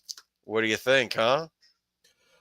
You know, it makes me think of there's a video I've got in my watch later list. I've got a bunch of videos queued up that I want to watch, and one of them is about the legend of Jack Frost. This whole idea of an evil winter spirit. Yeah, it makes me think of that. But yeah. Oh, this is from the book Ghostland: An American History and Haunted Places by Colin Dickey. You know, Boomer, could you do me a favor when maybe tomorrow sometime, if you could shoot me a DM with the bibliography so I can add it to the links below so people can look up these stories themselves. You know, it's not like I'm a librarian in training or anything like. Oh wait, never mind. I guess I am. Okay, I'll shoot you a bibliography. If you want to learn more about ghosts of Christmas past, take a voyage down to your local library. It's all in books. This is creepy. That cat story took place at Christmas time. I'm very proud of myself. Look at that. All right, man. You just wanted to F with me is what it really was. That's all that was. You just wanted to F with me. That's all that was. Because you know I have this thing for ghost cats. Oh, speaking of libraries. Yeah, that's a library, all right. I'm not scared by this. I'm digging this. So this is from a book called Tomes of Terror, Haunted Bookstores and Libraries by Mark Leslie. The idea of forbidden knowledge, right? There you go. So this hails from Scotland, another Scottish one. This is Old Jacobus of Rammerscales Mansion Library in Lockerbie, Scotland. Rammerscales House is a classic mid-18th century mansion near Lockerbie, Scotland. It boasts an impressive library featuring not only a unique collection of books, but a resident spirit eternally hiding in the manor. Dr. James Monsey, who completed the home in 1768, made much of his fortune in Russia, serving as a physician. He was there from 1736 to 1762 before returning to Scotland after Tsar Peter III was murdered. Fearing for his own safety, Monsey allegedly faked his own death and stayed holed up at Rammerscales, where he had constructed 2 doors to every room in the house so he could have a clear escape route should he ever be cornered. Well, that's reasonable. I can see that. Sure. I think this was an inspiration from a Sherlock Holmes story that I watched. Jeremy Brett, what I watched recently, actually. Jeremy Brett, about a guy from Russia that has hidden Sherlock Holmes. Yes. Monsey died still in fear in 1773, despite the attention he paid to having a wealth of escape routes. It appears that his spirit never did find its way out. Alternatively, it is entirely possible that Monsey, still scared of being discovered, chose to remain hidden in the safety of his home for all eternity. His ghost, nicknamed Old Jacobus, is said to mostly haunt the mansion's library. It was reported that a teacher and students who were staying there were so frightened by the ghost in the library that they instead felt safer sleeping in the stables. Yep. You like that one, huh? Was that fun? No, I absolutely do. That's some good stuff. Yeah. I don't know. All right. What else I got here? I got to upload some more. But what have we learned so far, Charlie Brown? I mean, I'm sorry. I feel like we have learned that there are more things in heaven and on earth than are dreamt of in your philosophy. You want me to keep going? Let's see, what time is it? It's 11 o'clock, so we're at the 2-hour mark. We can do another one if you want. You want to do one more? Let's do one more. One more. Let me see. I'm gonna pick a random one. Number 8. Okay. Mark, you need to go back to the beginning because I did my Ramnite talk at the very beginning of the stream. You missed out. Evelyn was here, but you missed it. So go check that out. All right. Give me a moment. I got to hunt this one out. I think. What is this? The Ring? Ringu? I'm getting a little freaked out by this. Okay, this is what's known as a weeping woman. Hold on. Where are you? Oh, no. Women crying is like every real man's kryptonite. You don't know what to do, right? What can I do to stop the crying right now? Right? I went into that. All right, and what happens? You get castigated. No, you're not supposed to be trying to solve my problem. You're just supposed to hold me and listen to my problems. It's like I want to help. I want to fix the thing. What's going on? I gotta fix it. Yes. Oh, Deleted Sensei, he would stay in the library. I could still read all the books. I would have time. Would it be interesting, like if when you're a ghost, you see words like you do in dreams where they're all scrambled? Oh, that would suck. That would be messed up, right? That would suck. No, it would be so much better if you could just spend your whole eternity just reading every book in a library. That was funny. That's what Goliath the Gargoyle on Gargoyles would do. He would, when they would emerge at night, he would sneak into the New York Public Library and read books. Glad you mentioned Gargoyles. If you guys don't follow him, check out John Solo, John Solo on YouTube. He just recently did a video about the lore behind Gargoyles, and he tied it to that cartoon. Yeah, it was a great Disney cartoon. Yeah, there are a few of these. Tell us about Samara of the Ring. Died in a well. Tell us about her. She comes out of the TV and gives you 7 days to live. This is not her. Oh, okay. Creepy woman in white. That's what I got. All right, there we go. I thought I'm this picture creeped turned out. out There's rather no doubt well. about that shit. Anyway, I think I painted a great picture that the computer did for me. Remember that episode of Doctor? I'm sorry, I don't mean to get off on tangent. Remember Doctor Who when he was taking Romana to the loo in Paris, and she's like, well, on Gallifrey, the computers paint our pictures. Oh, it's not the same. He got all angry with her, right? It's like, oh my gosh, they were kind of ahead of their predicting the whole time. concept of generative AI, weren't they? All right. This is from the book Lore Dreadful Places, The World of Lore Dreadful Places. Okay, so under the it's toward the end of the book, section here and there. Just south of Chicago. That too. Oh. I figure you'll like this. Between wait. Real quick pause. Yes. So for those of you that are into role-playing games, World of Darkness, Vampire the Masquerade, and so forth, there is a book from that series called, I'm forgetting the name of the book, but it's a source book in case you want to set your campaign in Chicago. And for someone who lives in Chicago, it's pretty damn cool. It's pretty damn cool because it takes real world Chicago locations and overlays their vampires and their werewolves and all of their lore into real world Chicago. Good stuff. Sorry, just wanted to share. It's fine. No, I mean it's cool. It's you're maybe this character was in that rule book. Yeah. Okay. Just south of Chicago, between the curving arm of I-80 and I-294, is a graveyard known for a level of activity unusual in the place of the dead. Bachelor's Grove Cemetery isn't big. Yes, I know exactly the cemetery you're friggin' talking about. Okay. Bachelor's Grove Cemetery. Netter and I have been there. You should go after the stream tonight. Take a drive. Oh crap! No, not tonight. Friday the 13th. Come on. I am not in a condition to drive. You're gonna get some. You'll see some action down there. I'm sure. Yeah. All right.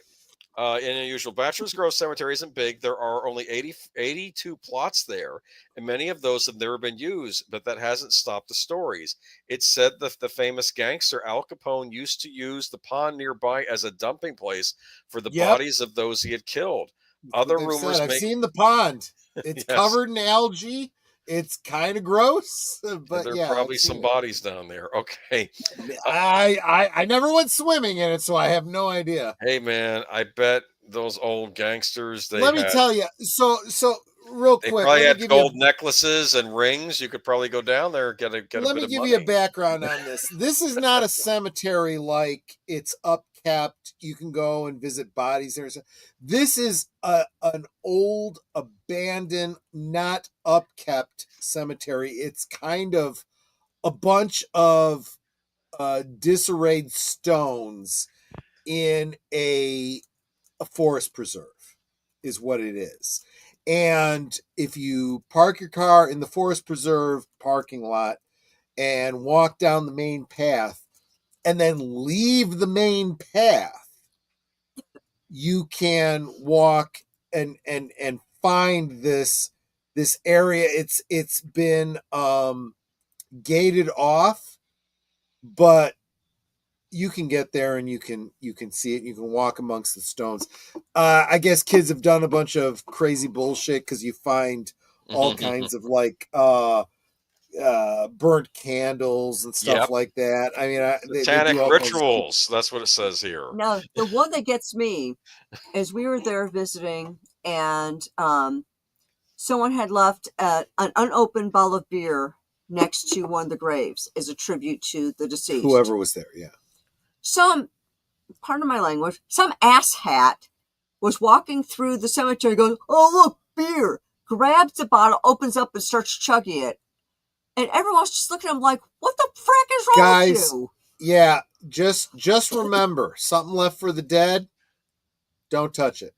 It's not yours to take. Just saying. Not That's, only that, that's a talk for another night, but it may yeah, come back to bite you in the behind. I'm just gonna say I've seen many a story about this. That's like the start of a story, like no, you're absolutely right. But no, where's my beer? yeah, exactly. So we're walking around and we're looking at some, and they're all there is. If you have ever been to a cemetery to visit like relatives that have passed away, and you have this mindset of tending to the graves, putting flowers and so forth, you go and you see Bachelor's Grove, and it's like you just want to restore every single one of these graves. They're all overgrown, the stones are broken, and it really hurts your heart, And some of the graves, it's very clear there's a grave there, but there's no discernible stone, or there's just a portion of a stone, so you have no idea who's buried there. And it just, as a person visiting, it just kind of hurts your heart, because it's like, man, it kind of sucks. But yeah, just beyond where this cemetery is, there's this, honestly, there's nothing else you can call it but a bog, right? And I have heard the legends too, that there's bodies buried there. And without getting too into Al Capone's history and stuff, this was definitely within his stomping ground, so it makes perfect sense. This would be a perfect place. Sounds like Solomon Grundy's origin. What we're talking about here. Solomon Grundy, born on a Monday. Yeah, exactly. No, you're not off. He was a gangster's body that was thrown into a Let me tell you, it was. We went in the middle of the day. We didn't go like late at night. Well, because the fact is, this is a like a forest preserve type of thing. So you're not only allowed supposed after to go hours. during the day. Yeah. You're allowed to go during the day. You're not really allowed to go at night. And we visited there, and it was kind of a fun little trek. And like I said, there wasn't anything terribly scary about it, but it kind of hurt. It was like, man, this kind of sucks. I would hate to think that, if I'm buried in a cemetery somewhere and the cemetery falls into disuse, this is what happens to it, I mean, this is why we're very careful about resting places for the dead, especially like the Indian burial mounds. If you find it on your property, you got to contact the local tribe and figure out what to do, right? I mean, this is right. Look, if you are a decent person, that's all you would do, right? We're not talking about superstition. We're not talking about legalities. We're talking about just being a decent person. Remember, well, that was the plot of Poltergeist, don't you remember? Yes, it was. You moved the headstones, but you didn't left move the bodies. Because first it was like, he was like, no, we moved those bodies, and the family can go visit them over in Forest Hill or whatever. It's not a burial or whatever. And he's like, oh. I take Netter with me to because my family is all moved out of state. They asked me to go and tend to the graves for the family, and I'll go and do that. And Netter's really awesome about introducing herself to the family and saying, yeah, hi, I'm Troy's wife. And then she'll go and she'll see this grave. Wendy. What's her name? Wendy. There is this one grave. The woman died in like the early 1800s. Actually, I want to say it was something like 1853, somewhere around there. Yeah. And she's just got this little stone in the ground right near the relatives' graves. So I'll go there and I'll brush off the grass when they mowed the lawn, and there's grass and stuff there, and I'll brush all that off. And if there's some extra like weeds or whatever around, I'll pull the weeds around. Because no one's visiting this woman. She died like 100 years ago. And I think she's just got such a great heart for doing that. Mark says in Europe, metal detectors that hunt World War II artifacts still find soldiers' remains and report that. Good. I'm glad to hear that they do that. That's just a decent thing to do. Yeah. Right? I'm sorry, I haven't let you tell the story. I've gotten yes, all okay. So satanic rituals and meeting places that have taken place in graveyard reviews. But there are those who swear they've seen unusual things there. This is where it gets interesting. Yes. The most famous I've heard these stories too. Yeah. The most famous sighting is called the White Lady. the ghostly image of a woman that was said to appear only during a full moon. In 1991, the Chicago Sun-Times... Oh, this part of it I didn't know about. I didn't know about the full moon part. Interesting, Okay. yeah. Oh, there's a full moon in the background. Great. I didn't even put that detail, and the AI knew. Perfect. The AI knows what it's talking about. In 1991, the Chicago Sun-Times featured a photo of the White Lady on the front page. I've seen it. But is she hot? No. I'm sorry. No. Okay. No. I wouldn't use that description. No. Taken by a researcher on one of her visits, the woman appears to be semi-transparent, sitting on a tombstone near the trees and dressed in white. Other visitors have seen glowing orbs. I've seen the stone that she was sitting on.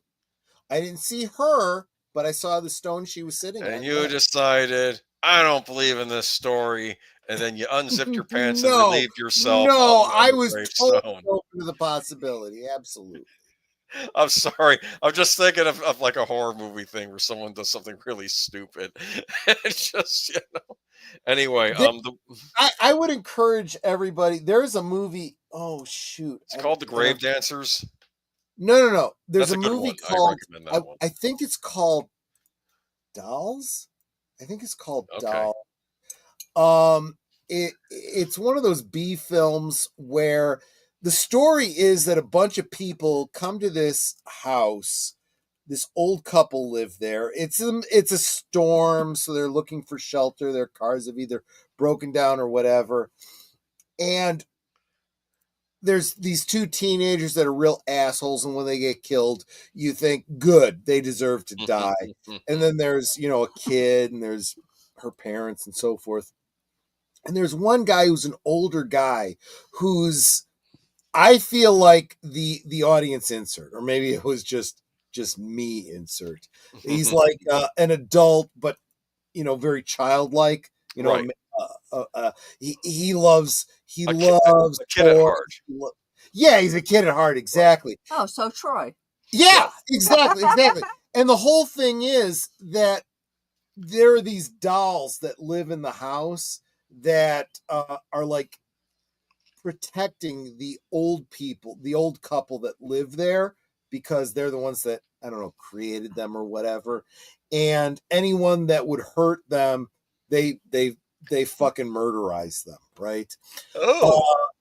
Except children are innocent. So children are totally protected by these toys. Interesting. And then there's this guy, and they're like, we don't know what to do with him because he seems like a child, but he's also an adult, and we don't know what to do. And the child, explains this to him, and he's like, well, I like to think I'm young at heart. It's a great story, a B film. You know what? Netter will remind me when I'm sober tomorrow to look up this movie about, I think it's called Dolls. All right. But I might be wrong. I'll look it up. It's probably on Tubi. I will find it online, and I will share it on my community tab for you guys to check out. Great little well, I guess technically it's a horror story, but I liked it. All right, it's fine. I wasn't scared by it. It was okay. It's kind of like Hold on.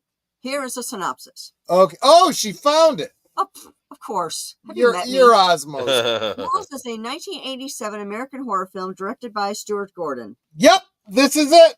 Okay, I like him. Yeah. People who seek shelter during a storm in a mansion of an elderly puppet maker and his wife, only to find that the various puppets and dolls in the home contain the imprisoned spirits of criminals. It was shot in Italy at Empire Studios prior I didn't know. making of Gordon's From Beyond, and it went unreleased until 1987. I first saw this as a what do they call it? When you worked at a video store, sometimes you get screeners. That's what it was. You get a screener to decide whether or not you would order this video. And I checked it out, and I'm like, dude, you got to get at least 2 of these tapes, because this is good stuff. I was probably a little generous because it definitely is a B film. It didn't do like huge numbers, but definitely worth checking out. Yeah. Thank you, Netter. Do you know if it's streaming anywhere? Does your thing say anything about that? I didn't look for that, but I will. Okay, going on. Let me finish. Yeah, go on. I'm sorry, I pulled you all over the place. Other visitors have seen glowing orbs, apparitions, and even vehicles, and a farmhouse that seem to fade in and out of existence. The site is off limits to visitors now, but it's remained a favorite haunt, no pun intended, of ghost hunters across the country.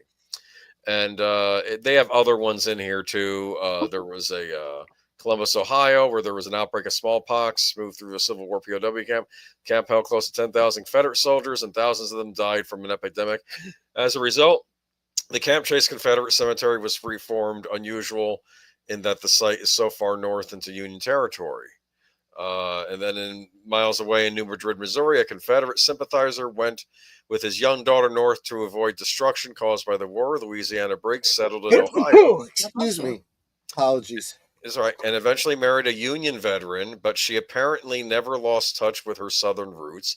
It was said in a later life she would often visit Camp Chase Cemetery, where she would place flowers on the various graves there. She wore a white veil each time she went in an effort to hide her face. Nevertheless, she acquired a reputation in town as the Gray Lady and was known for her passion for the old burial ground. She passed away in 1950, but flowers would still appear regularly on the graves there.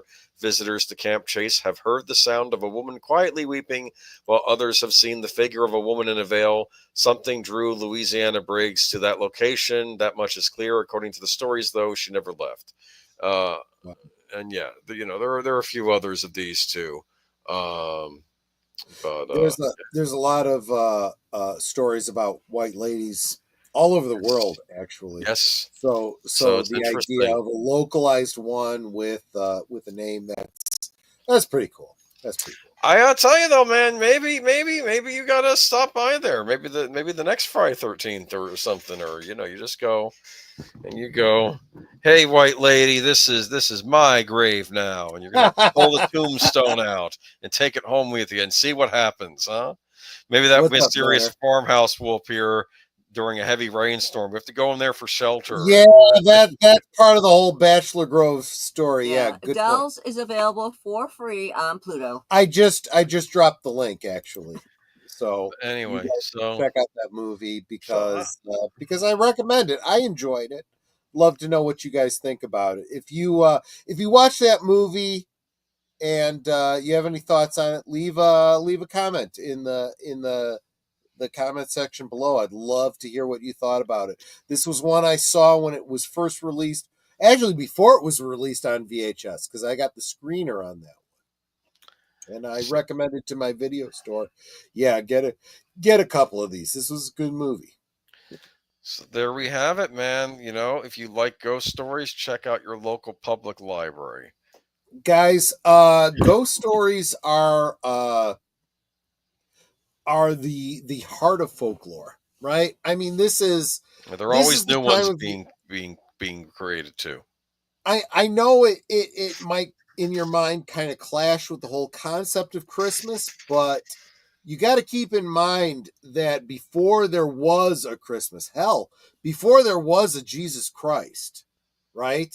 And a nativity and the whole concept, there was winter. There was long nights, and there was brutal conditions to survive through. So I honestly think the concept of scary ghost stories existed before Christ was born. It doesn't detract from what Christmas is. Christmas is the light and the hope.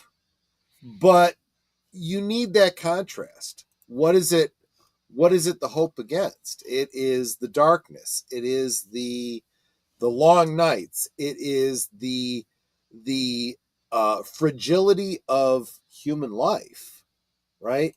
The possibility of a winter without food. If you didn't have a good harvest, if you didn't have a good hunt, it can be very scary. Darth Plato, thank you for the $2. I'm calling the Ghostbusters. Well, you know, and Troy knows her phone number. 555-2368 is the Ghostbusters. I don't know the area code, but they are Manhattan. So I think 212. 212. I think. Alexa, what is the area code for Manhattan? The area code for Manhattan, New York is 212. This That's area right. code is part of the North American numbering plan. Okay, Alexa, stop. Boy, Their she likes to number's carry on. 555-2368. But Hey, before you call, let's get something straight. What do you do when the ghosts have been busted? Visit the source that's immeasurably trusted. I'm sorry. If you got a case of ghost busting blues, the cure for sure is Ghostbusters News. Ghostbusters News on YouTube. All the news related to Ghostbusters. Check it out. It's a great channel. Does Alexa know who the white lady is? Pardon me? Oh, Alexa, tell me about the white lady. The White Lady is a type of ghost that is reported to appear in rural areas and is associated with stories of tragedy.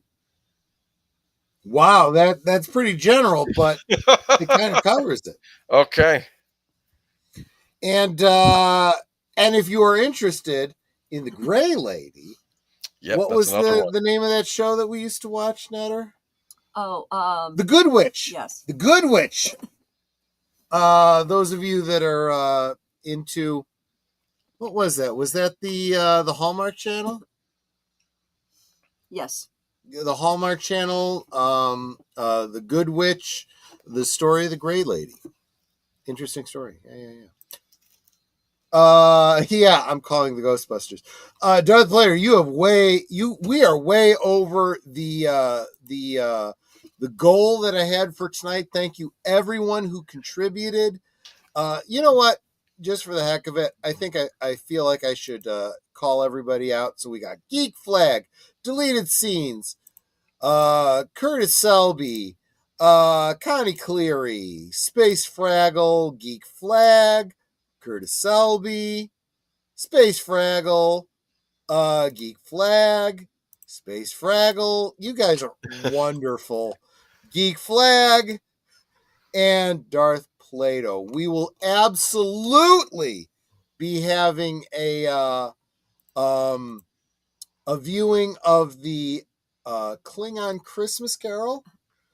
I will get up on my community tab so you can let me know when would be a good time to do that, when you think this month we should do that. Kind of looking forward to that. I've been wanting to do that for a while, so I'm glad to see that you guys had the interest. And if you're still here, Evelyn and Mark, if you guys would like to be in the stream on that night, let me know. I would love to have you. It would be great to have a Klingon cast in my peanut gallery for that. That would be a lot of fun. But yeah, so I hope you guys enjoyed not only the history that I presented, but the ghost stories that Aged Boomer presented. I feel like tonight was really keeping in the spirit. See what I did there? Of this whole idea. I don't know about you guys. I personally, Netter has never told me that she's ever struggled with this, but I really do struggle with the whole seasonal affective disorder. I struggle with depression at this time of year, and I grew up in the era that's like, you know what, you just fucking deal with it. You just fucking deal with it. You know what it is. Why I don't mention it. It's just something you go through and get over it. We're and we got each other, so no problems there. But yeah, it was always the thing of, okay, it's darker, so you're feeling kind of and not really not really wanting to do anything tell ya, or anything like that. I've been struggling wanting to take a nap every friggin' day. Oh, today I took a nap after work and I didn't want to get up. I was just that tired. I know you kept hitting the or you kept telling her to give you another upstairs? 15 minutes. Yeah. Yes, I kept going another 15 minutes, another 15 minutes, another 15 minutes. But it's like no, Evelyn, I literally mean if you would like and you are available the night we decide to do it, I'd love to have you on the stream in the in the panel if you'd be interested. That goes for Mark as well. So if you guys can make it, that would be a lot of fun. I have all Klingons in the panel. That would be a lot of fun. And in our case, I guess it would be local Klingons because we're all right here. And Mark and Evelyn, I owe you both a fruitcake, so we're gonna have to make that happen before Christmas. It's what is it? It's the less sunlight it gets, even most outdoorsy people at that time. Yeah, no, it's a big part of it is a drop in vitamin D. And it's just the psychological impact of long hours of dark. Look, if nothing else, when it's getting dark at 4 p.m, 3, yeah, good Remember, point. my office is no, right you're right. And the farther north you are, the worse it is. You just start getting tired. It's dark outside, you get tired. Kapla, KPLA, a Klingon all the time. Amen. That would be a good radio station. If I could put together a whole bunch of Klingon songs, I could start KPLA. As a radio station. But there you go. So Boomer, again, thank you. I know that let's face it, once again, the vast majority of the research that went into tonight's stream was because of this guy. I'm a lazy slob, and I am profiting off of his back. Well, this is a lot more fun than the research I have to do for doing school projects. This was fun. This was a little more relaxed, so it wasn't too bad. Trust me. Okay. I know what it's like because I got to work a work-a-day job. There you go. And then quickly put together my streams. Exactly. And I'm like, man, I wish this is not a wise thing. Knock on wood. I'm not saying I want this to happen. But if I lost my job tomorrow, I would love being able to make YouTube my full-time job. I would dedicate a minimum of 8 hours a day to making good content for all of you. I can't afford that right now, but who knows? Maybe someday. Maybe someday. And this is and again, this whole idea of the chats around the fire at Christmas time, the scary ghost stories and the chit chat and the side stories and whatnot. Honestly, that's what every Friday night kind of is, right? It's us getting together. It's us decompressing. It's us talking about our struggles. Oh, thank you so much, Lady Mist. $2 super sticker. I need to minimize this in order to be able to see what's going on the screen here. That was it's a fox going yay, and he's like farting hearts. He's farting hearts. Yeah, exactly. That's cute. Oh, and another with a big grin. $2 super sticker. This one, what was it's just a grinning fox. That's so cute. Thank you so much, Lady Mist. You are so sweet. We are definitely over our goal for tonight. You guys are so generous. I super appreciate every single one of you. Farty hearts. I like that. I like that whole idea. You guys are wonderful. So of course tomorrow night is Journey to Bethlehem. at 9 Central over on Big Al Presents. My understanding is that's a musical nativity story. I've never seen it before. I'm kind of looking forward to that.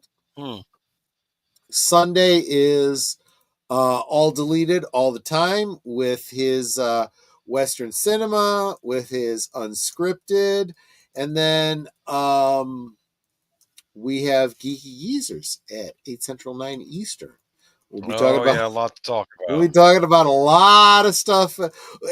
I feel like it's becoming a gamer stream, but you know what? I'm okay with that because let's face it, that's kind of where your heart was when we first started all this. Well, we have some Superman news to talk about. That is true. We'll talk about that too. And if you don't mind, Boomer, something I'm thinking about doing for Sunday is one of the news articles we have is about Smash JT getting sued by a we can talk about it, sure. By a wackadoo. Not only talk about it, I'm going to pin the sure. That's fine. He's trying to raise money because he's getting sued by a legal battle going on. Yeah, a crazy wackadoo who look, this if we're going to be on the front lines of the culture war, we need to put up or shut up. So I'm going to each other. Yeah, I'm going to post that his I don't know if it's GoFundMe or what it is, but I'll post it and pin it to the top of the chat.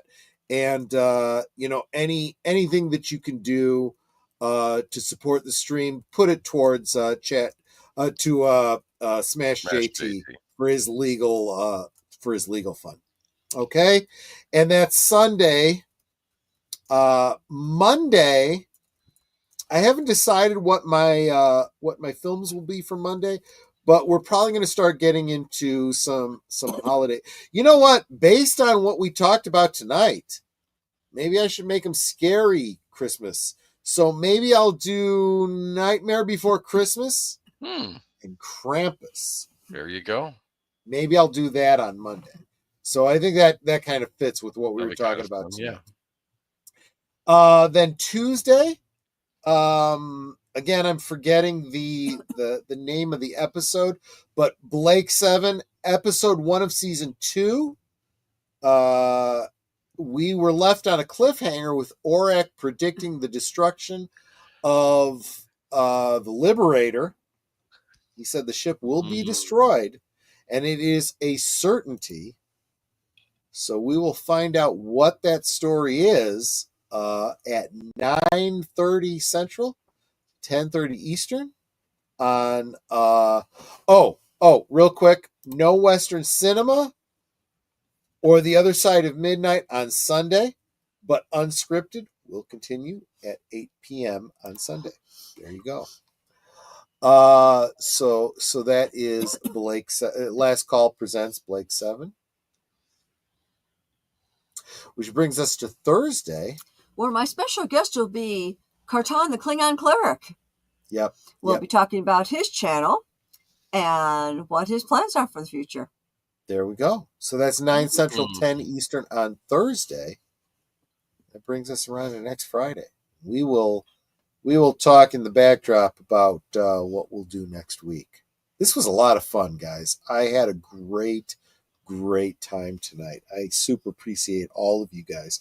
You guys really blew it out. I saw this whole idea that YouTube says, hey, set a goal for the super chats. And I was like, yeah, I totally have been wanting to do the Klingon Christmas Carol. I just needed the incentive, and boy, you guys just blew it out tonight. So I will get up a poll on the community tab, maybe tomorrow, definitely sometime this weekend. And you guys tell me when would be a great time for that. So looking forward to that. Boomer, did I miss anything? Have we covered it all? Oh, wait. I did want to say I will be not this Friday, but next Friday on Big Al's channel. I will be on at 7 p.m. Eastern Standard Time for a rewatch of 2 more episodes of Robin to Sherwood. So I'll be on. About damn time, man. Hey, He's been waiting on you. Busy, man, but I get there. I We'll get there. know. We will I run out of know. episodes at some point. So That's what sucks about having to work a full-time job in addition to the whole YouTube thing, right? Yes, and school. So yes, I'm busy. Absolutely. But I make time. You got to make time. Netter, is there anything that I failed to cover that you're thinking of? Well, not next Saturday, the 21st, I'll be doing Elf. So that'll be fun, a nice little Christmas film. There you go. But also on Christmas Day, Troy is planning on showing films all day like we did with Thanksgiving. So we realized it's a Wednesday. We'll be doing some films on Tuesday too for Christmas Eve. So well, that's an all on you thing. It's all on me. No, I mean both days. It's all. I didn't know you were doing it on Tuesday too. Yeah. I thought you had thought about doing like one on Tuesday and then a bunch on Christmas Day. I do. Do you want me to wear the Santa hat, Darth Plato? I'll have Netter pull it out for me. Hey, is there a movie called Boxing Day? Because then you could do that on the 26th. Damn, I have no idea. You could pick a boxing movie to do on. No, I'm kidding. There is a Boxing Day film from 2021 starring Ami Amison, Tamara Law. I don't know these people. They're probably on various BBC series. Okay, yes. But it's free on Tubi, so maybe I'll pull it down and we can watch it on Boxing Day if you feel like it's worth watching. But cool. I don't know how many Brits we have in the stream. Those of you that celebrate Boxing Day, I know Netter's taking the day off, but I got to work. I am going to be off work from the 19th through to the 30th. Here in the States, we don't consider Boxing Day a holiday. So I get off Christmas Eve and Christmas Day, and I got to get back to work. Whereas I have an abundance of PTO, and I'm taking some of it. Sounds fun. There you go. There you go. And even after I take this, I still have like 60 hours left. Yep. Do you have to use that before the end of the year? I can roll over up to 80 hours. Oh, okay. Okay, good. Okay, there you go. So that's all I got. Boomer, that's all you got? That's all I've got. Then Netter, take us out. Well, y'all know what I always say. But before I say that, I want to thank everyone that's here because I know y'all were on my stream last night. And I want to thank you all again for just encouraging me so much for my birthday. And for those of you who won prizes or gifts, I'm going to try to get those out this weekend. If not sometime in the upcoming week, I'll get those packaged up and sent out, just so that you're aware of what I'm doing with that. So, yeah. And, of course, we can talk amongst ourselves. And that's all well, good, and fun. But it is so much more fun when you guys are joining us in the chat. And you're dropping the comments, questions, trivia, being goofy, whatever it may be. And it doesn't feel like we're separated by miles or continents in some cases. It feels like we're all hanging out in the same room, enjoying each other's company and having a great time. And you guys, you know you're not just our friends. You are our family. We love you guys and we appreciate you so very much. I mean, you can be anywhere and you're here. It's so encouraging. And I do love seeing each of you in all of our different streams. You guys are so encouraging. I mean, you guys were encouraging me so much yesterday on my birthday stream. True. You were encouraging Troy so much tonight. Thank you guys so much. I mean, I'm always saying that we don't do this for us. We do it for you. And your support helps us to be able to give you better content, bigger content, more content. And we want you to keep coming back. So hopefully you're enjoying what we're doing. If you ever have suggestions for any of us, let us know. Yeah, let us know. You can always DM me or Troy, and I think Boomer's also on Twitter, so you can always DM us on Twitter. If you're on MeWe, I know me and Troy are on MeWe. You can and Boomer's on me. Boomer, you're on MeWe. Oh, absolutely, he is. Absolutely. So then you can also, if you're on MeWe, you can also DM us on MeWe. Let us know, hey, I got a suggestion for your show. Why don't you try it, blah, blah, blah, blah, blah, blah. And, all suggestions are welcome.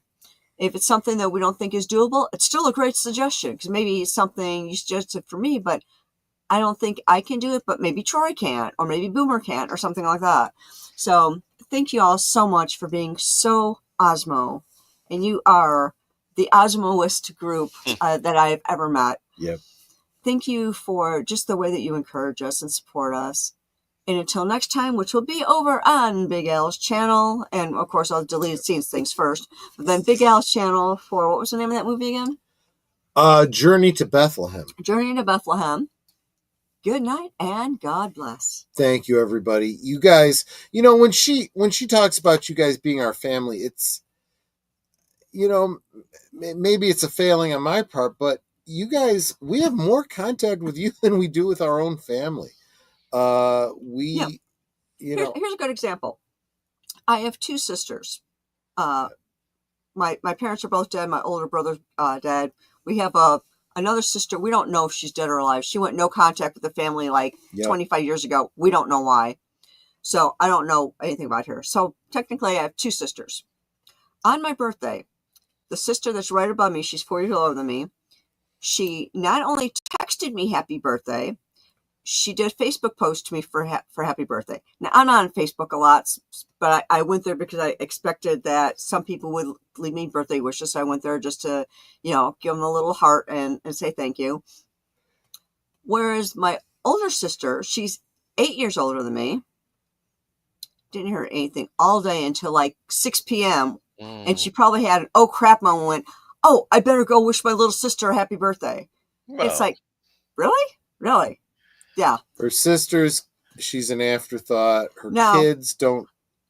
Oh, my daughter did wish me happy birthday on Facebook. Well, that's nice. Forget my son. Now, my husband's side of the family, my in-laws.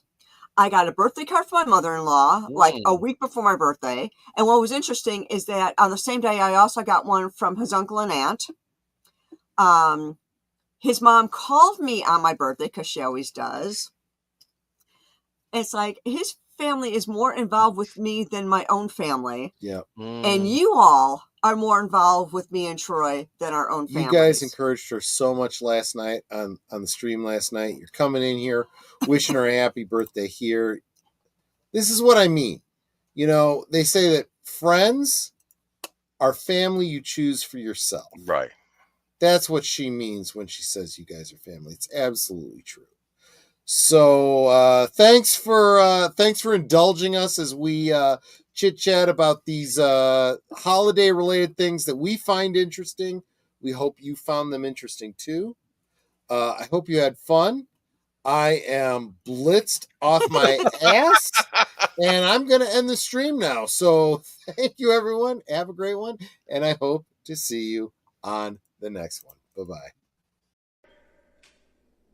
Good night, ladies. Good night, sir. Hit it, sweetheart.